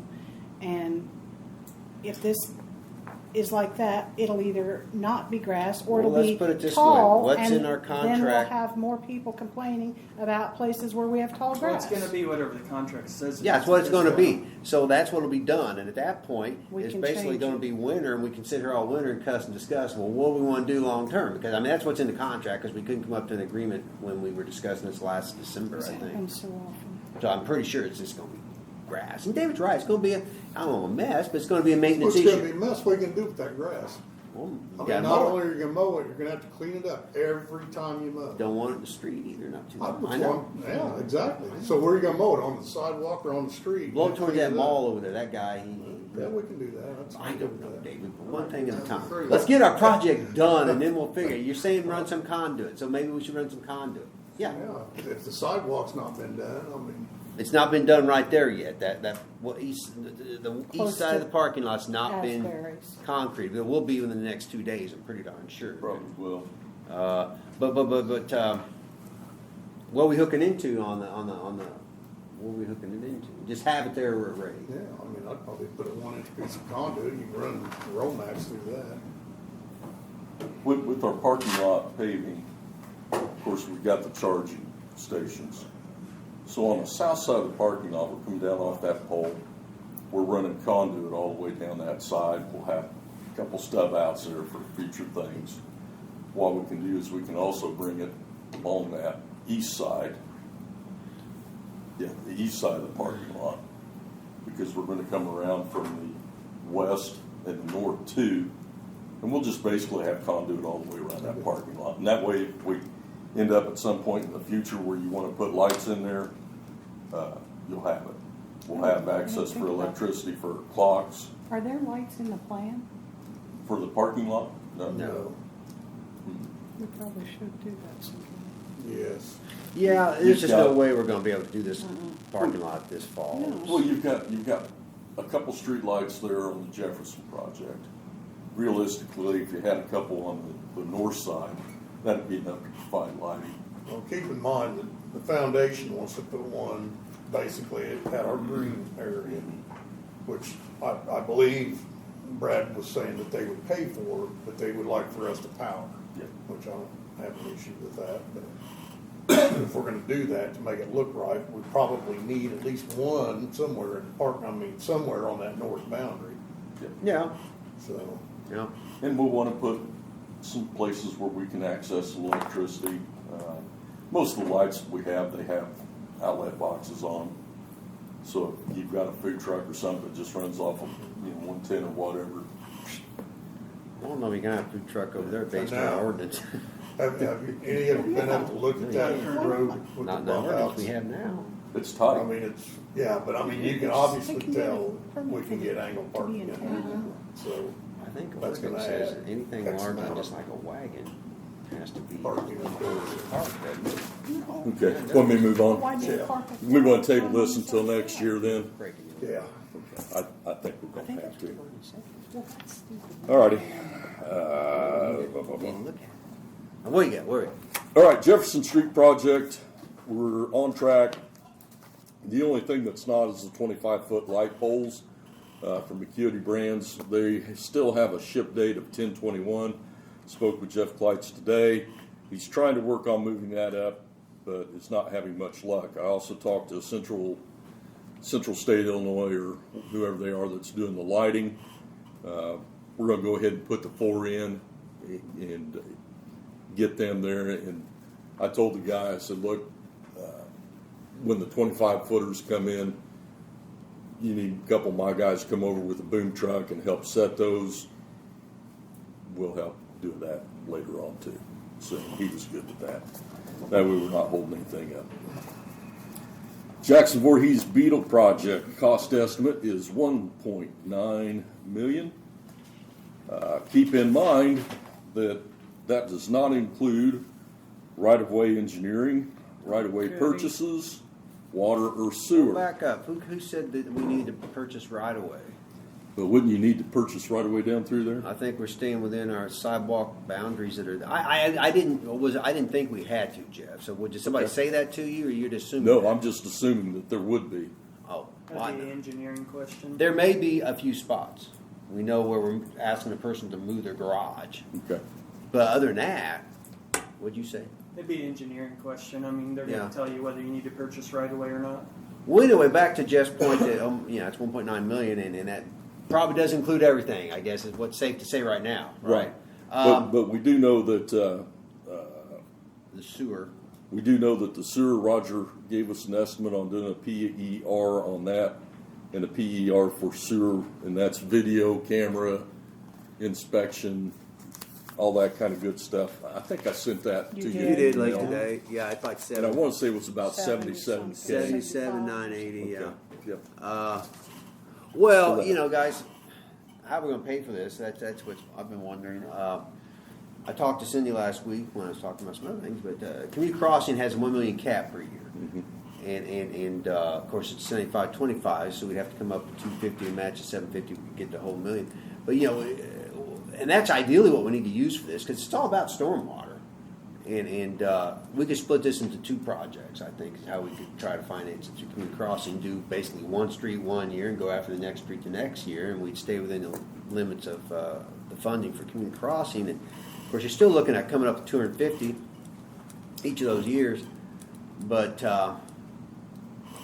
that's the only thing I've come up with right now, unless somebody else got some better idea.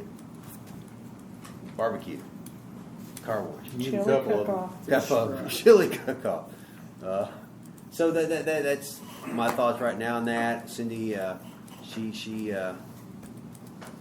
thought that was, an alternative. I don't know how else you're going to do it. Stormwater has debt till 2027 for the previous project. It was a 15-year loan to First Financial, paying $60,000 of a total $110 that they receive every year. So there's only $50,000 a year right now left to pay any other bills. So we're scratching our heads a little bit, but no need to give up. We'll figure it out. It's a worthy project. Certainly needs to be done, right, Kevin? Yeah, I think we've discussed too, things to look at. Yeah. Do we need sidewalks on both sides of the? Well, that's one way to cut some costs. of These the road? sidewalks on one side. We still need the gutters on both sides because of the storm drain, but. Right. We really need, you flip a coin, whatever, pick a straw. While we got this whole thing, I hate to slow you down. You're on a road, Jeff. But we had an issue there at the house. I discussed this with Jeff. Okay. First, I discussed with Doug Gordon, because I saw him first. Okay. Please run by with Jeff, because Doug is the one who initially told me about the pipe in front of Carolyn Davis. Davis. Mr. Stonebreak confirmed that today, that corrugated pipe, the pipe has settled, it's pinched like 3 places. What happens at the corner of that alleyway in Jackson Street in front of the old Underwood rental? Right.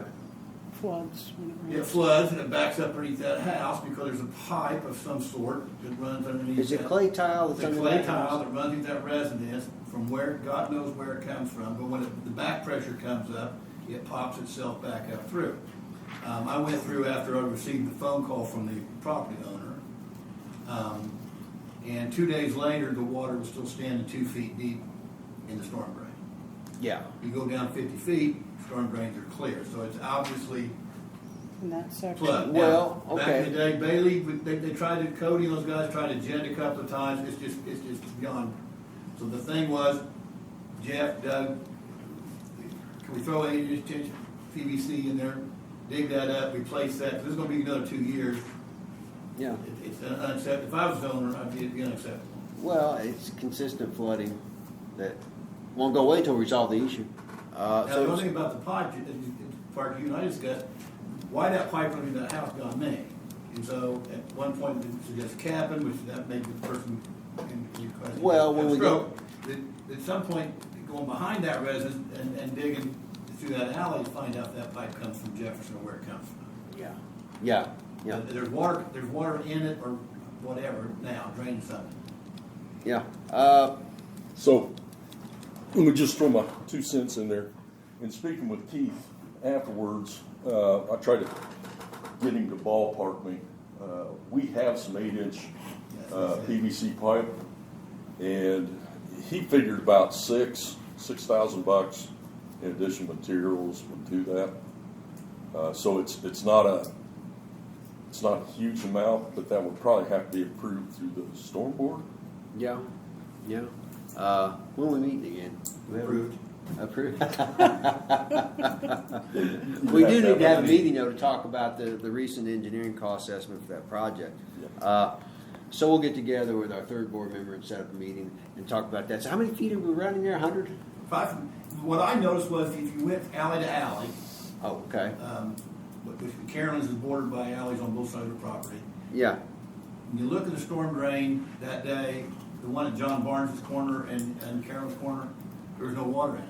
So it's completely plugged between, as you go south. North. You're going north. Well, if you go south from the open. Okay, from the open to north, yeah. To the plug, it's north. And so that, it strikes me as that whole line is It's no good. no good. Okay. Okay. Well, anyway, stormwater board, we need to set a meeting and get with that. Cool. Water extension east, I have no new information on that. Charging station information, waiting on IMPA design to finish up there. Water main repair on Martin Street and hydrant replacements by UMAC. I think talking to Ronnie Jr., I think he's getting his materials in line for the hydrants. And that will include, I think, the one down on Voorhees. Okay. Oh, the one that's leaking. Yeah. Blower information we're still hanging loose on. I still got to get Brett over to the park to put the, try to fix those lights and put up the new globes and stuff. Fast-paced urgent care project. Here's what I've heard in talking with Doug and Keith, that they're saying that they want overhead electric. They don't want underground. They'd like to use the existing 3/4-inch meter for irrigation, and then they're looking at a 2-inch meter for building use.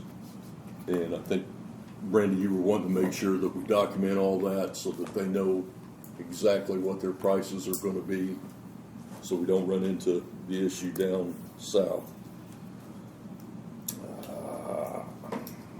A couple things just to mention in general. I've got to call into NDOT, reference sidewalks on 36 and also parking on the north side of the square.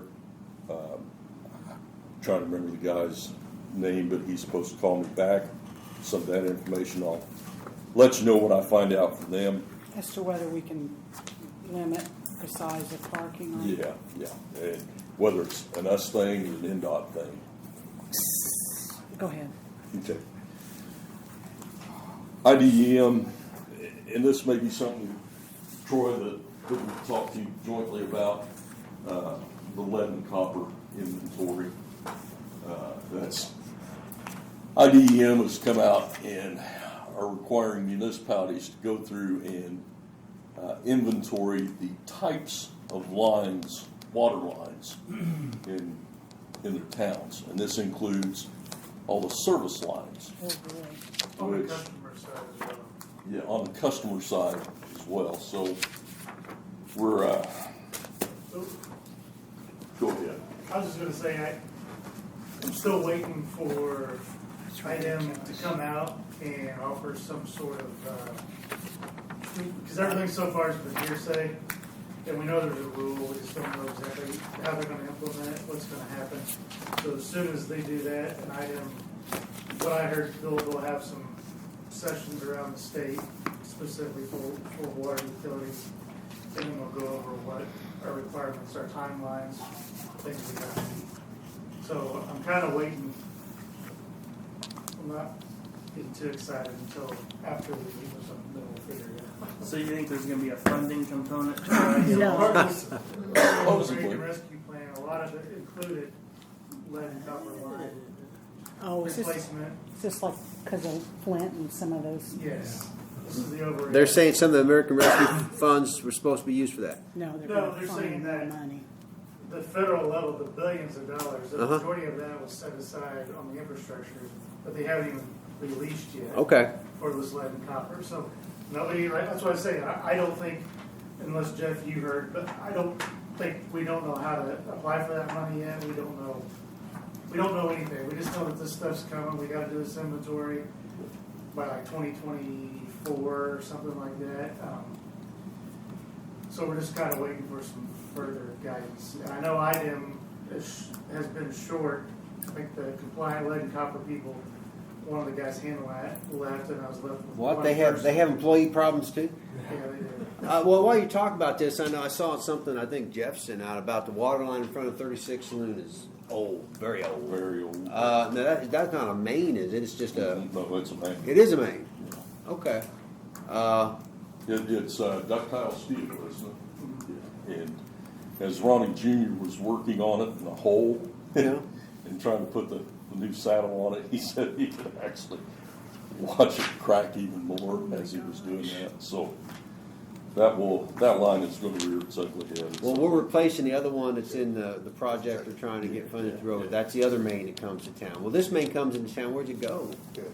It runs along 36, and I'm not sure if it goes all the way down to the Well, sail barn or not. It's not important now, but I know Because that's where the most age of of the those pipe come was from. the age of the pipe was brought up. Yeah. All right, last thing. Grease dumping. Virginia Holler? I would love to make a public announcement and ask our customers, please, please, please do not dump grease down your drains into storm sewers or into your regular sink. The grease, it accumulates in our lift stations. It causes just absolute havoc with pipes and also our equipment, which, as we know, is very salty to repair and replace. So we're trying to track down the source of that. We're working backwards on some manholes. Yeah. But as a public service announcement, please don't put grease down the sewer.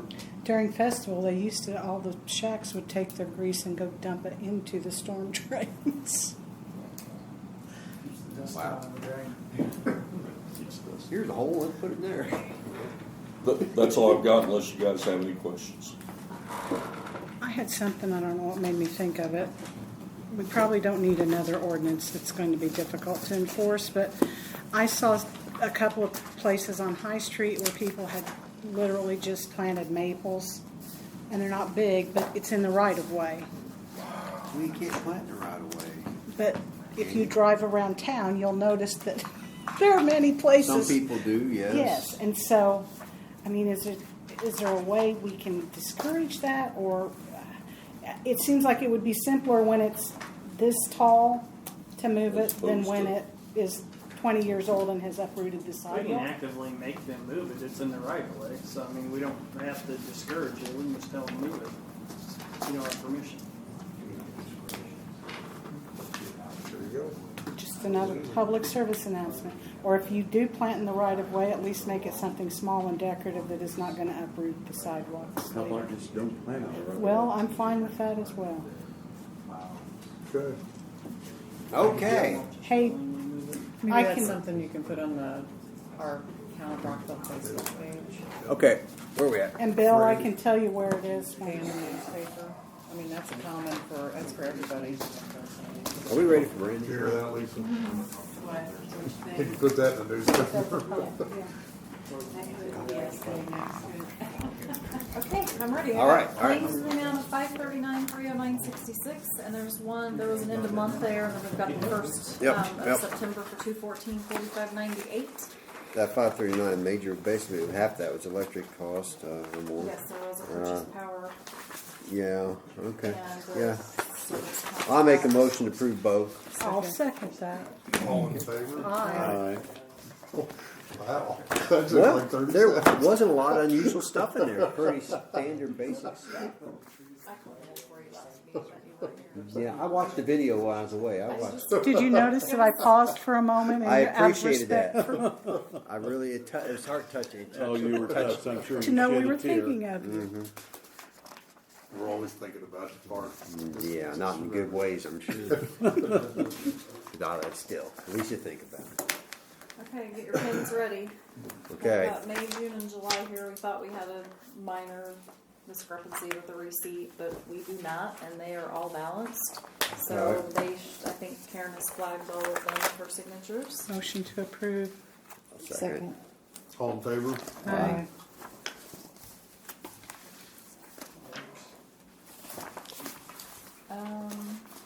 I just wanted to touch base. I don't think that it had been brought to the council's attention on the Covered Bridge Festival electric hookup information when PCI came to meet with a few of the employees of the town. I don't know, I've been asked by the electric department today, kind of where we stood on that. They're wanting to run electric on the other side of northbound Market for those additional vendors. Okay, there will most likely be 15 of them on that side. So there's going to have to be a way that power's ran over to that area. I just feel that you all need to be aware of that conversation that happened. And if there's cost involved in that, is that something that the town is just willing to provide and pay for PCI? If we want to work together, obviously we're going to need to get a cost agreement together. But as far as those bills go, I'm going to need to know Who pays who's for going to be responsible Yeah. for paying that. So I think that's an important Is that conversation done? Yeah. it? It is. for you all to have. Well, golly. How many extension cords we have? I mean, do we have any idea of what the cost would? I don't know, Jeff did, You talking about setup cost or PCI usage cost? well, Yes. usage can be billed, but setup, I mean, that's gonna be, could be a large item. So, I mean, do they have a cost estimate or anything from electric that, No, because We need they're to- still handling out how they're going to do it. I think Keith's idea was to go ahead and set a couple poles, temporary poles, and just continue to go overhead with drops to those shacks. The other thing that they could do is come down off of one of those poles. You know how I don't like this. Have the cables on the ground up next to the berm with outlets. That's a bad idea. And I'm not crazy about that idea. that's kind of one of the reasons why I'm bringing it up. I feel like the council needs to make those decisions, and if there's cost involved in laboring of the guys, they need to make that decision as far as who pays that. Regardless of cost, we gotta make it safe. Well, and they're wanting Well, I mean, to I don't eventually think we put should more eat all and the more, cost. so. I'm not saying eat it, but I mean, if Pass PCI it is along. making some drastic changes to what their footprint is for Covered Bridge, I would think that there needs to be discussion between PCI and the board. I agree. Well, that sounds logical. I mean, our utilities is not at PCI's discretion. Right. Well, how are you going to set a temporary pole? I mean, I like the idea, but how are you going to do that? Dig a hole and set a pole, Oh, dear. Okay. because that's getting torn out next year anyway. Well, it is. What's the long-term plan to put power over there? That's what IMPA and Structure Point are coordinating. Okay, so now. they're gonna incorporate that side of the northbound lane. Yes, Okay. where the median is now, Yeah. they're talking about putting in some more event boxes through there underground. Well, we should. Yeah, we should. I mean, that street's a good one to use for events. Well, and we hadn't planned on it until PCI said, oh yeah, by the way, we're going to be using both sides of that northbound lane. So Okay. then Are they? it poses that problem. That's not really, that's a town street, that's the courthouse Appropriate yard. conversation probably, but can we use? Yes, that's right. Yeah. Yeah. Well, it's already blocked off, right? Well, yeah, but But it does, I mean, it's a town street. The It's other not- side's not though. They're Well, talking about They're talking just that whole. southbound too. as Southbound Oh, can't they be want your used. southbound? No, they can't use southbound. That was mentioned. We got it, So no. I wanted just to make sure that you are all aware of that conversation and No. what transpired. No, we So- can never. We always have to have flow around the outside. I think. well, what about fire? The Well, buildings, exactly, that's what- you need access, no way around it. Okay. Well, Okay, thanks for bringing so up that was that. Cindy had just emailed me since she couldn't be here. I know we already talked about the grant award that was supposed to happen on the 25th. She said they're finalizing distribution of federal funds to their organizations before committing those awards. So they have not given a new deadline or date that's been provided to them on that award. But obviously, as soon as she finds out, she will forward that information along. Also, she wanted to comment that the Bike and Pedestrian Master Planning Committee update. The committee scored 2 of those proposals that were received and will conduct phone interviews September 7th starting at 6 o'clock. A recommendation will be forwarded to the council for their review prior to the September 19th council meeting, and we will ask the council to award the bid for the master plan that evening if possible. So she'll have those 2 back to me as soon as they conduct their interviews, and I think they have a meeting, maybe, Jeff, don't they have a meeting tomorrow evening, I think, is their next? 7th? There was one last Wednesday, and I think the next one is tomorrow.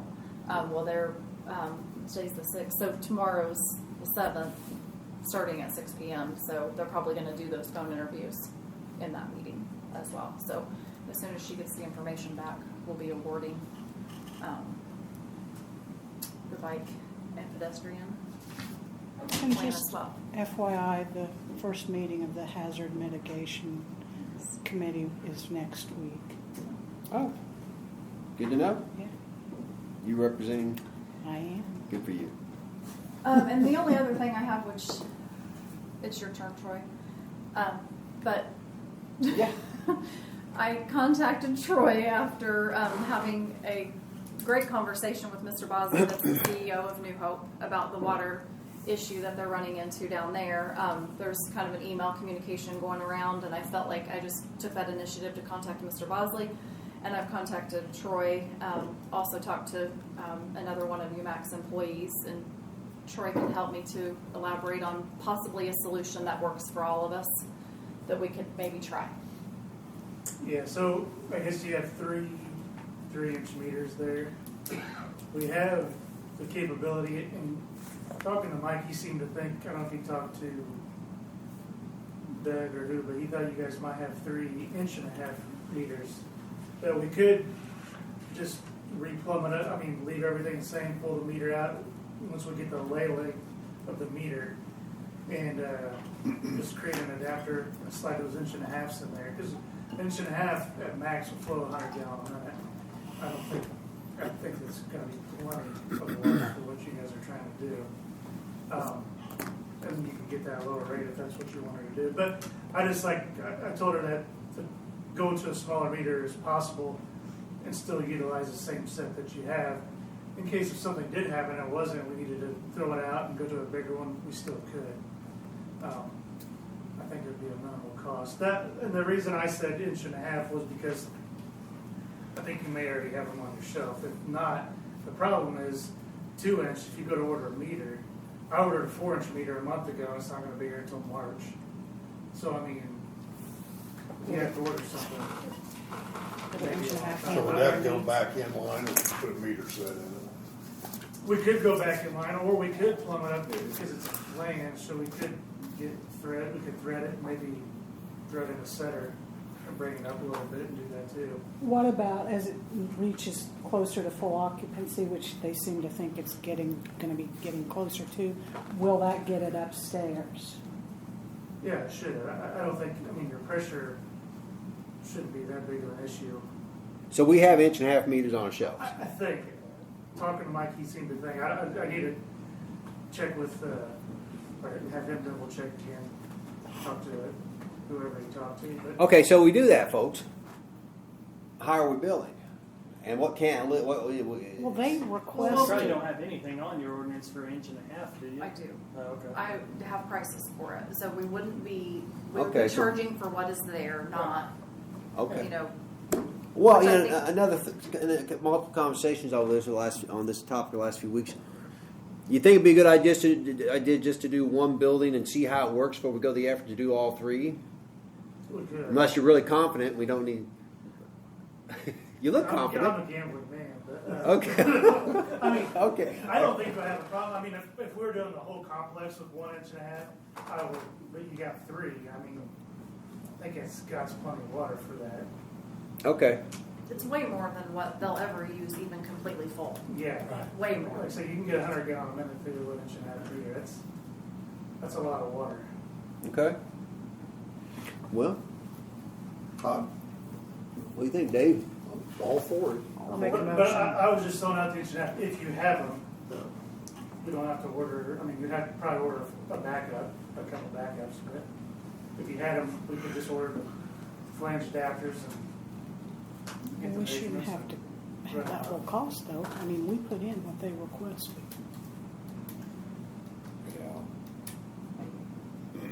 Well, one thing There's at a time. Conversation there too, so.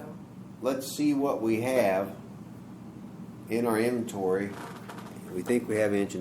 We think we have hopefully 3. Then you made a motion. Do we need a motion? We need a motion. No. Well, I want to document it. I mean, Okay. if, I mean, I'm, Well, yeah, good idea. Yeah. Troy is the expert in that area, and I reached out to him for, their advice. It'd be Right. nice just to resolve the issue and have it off the table. It Absolutely. needs to be resolved. It's- Yeah. Your motion That was again. one of the reasons why I want to make sure that Fast Pace knows what they're getting into. Oh yeah. With a 2-inch meter down there, the cost and minimums And and did we talk everything about else. that too? Because the 2 inch is probably more than what they need. The new Fast facility, Pace, yeah. urgent care. because they're going to have less typically, people. and maybe they talk to you guys. Typically, when they do something, they come, like you said, they come to you and say, "Hey, I want this. I want a 2-inch meter. Or I want a 2-inch service, or something like that." But yeah, Dave's exactly right. It's like what are you gonna be doing with it? Do you really need it? Like, I'll sell you the water all day long, it doesn't bother me, but know what you're getting into. Well, they need to know what their minimum's gonna be at the very least. I have no idea what we're charging or anything else, but I can't imagine them using the minimum on a 2-inch meter out there. Well, no, it's a clinic. You're not going to have So that 100 would people. just be a No. normal conversation Like, you would have I'd in say your, one in your per hour? facility. Yeah. Maybe 10 Crazy. people in there? Crazy. You know, you do your due diligence on your cost. Yeah, they're gonna have Sounds like a lot of 37,000 water gallons. for a small. Yeah.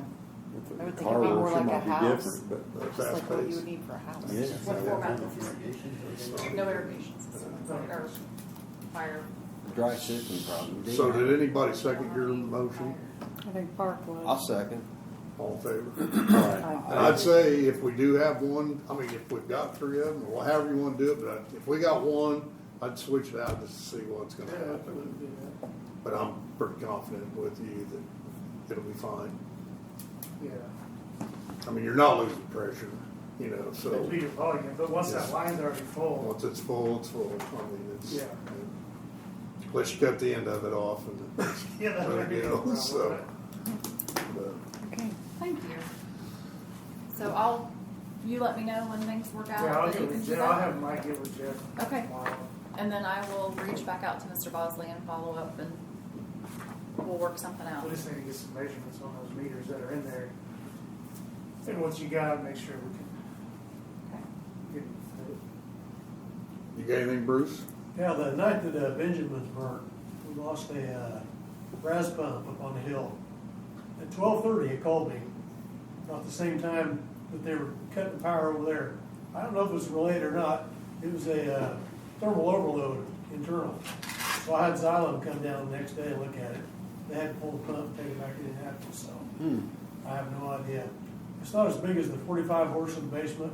It's probably about half that size. So, waiting on a quote for that. Still waiting on a quote for the sludge handling pumps too. We'll be doing land application next month, so we'll get ready for that. That's all I Okay. got. Well, thank you. Well, any old business? No. Any new business? Just FYI, I didn't vote on the motion, that new vote. I don't think we voted. Oh, did we vote? Melissa, Park, Huh? or is anybody not in favor of that? I think we're all in favor. Okay. Info was here today, new I business. just don't want to incur any cost, is my only thing. Okay. I mean, you got it documented, right? I mean, Okay. it's, Info was here today. Steve was there. It's just kind of update on where what they've done, what they plan on kind of trying to do through the end of the year.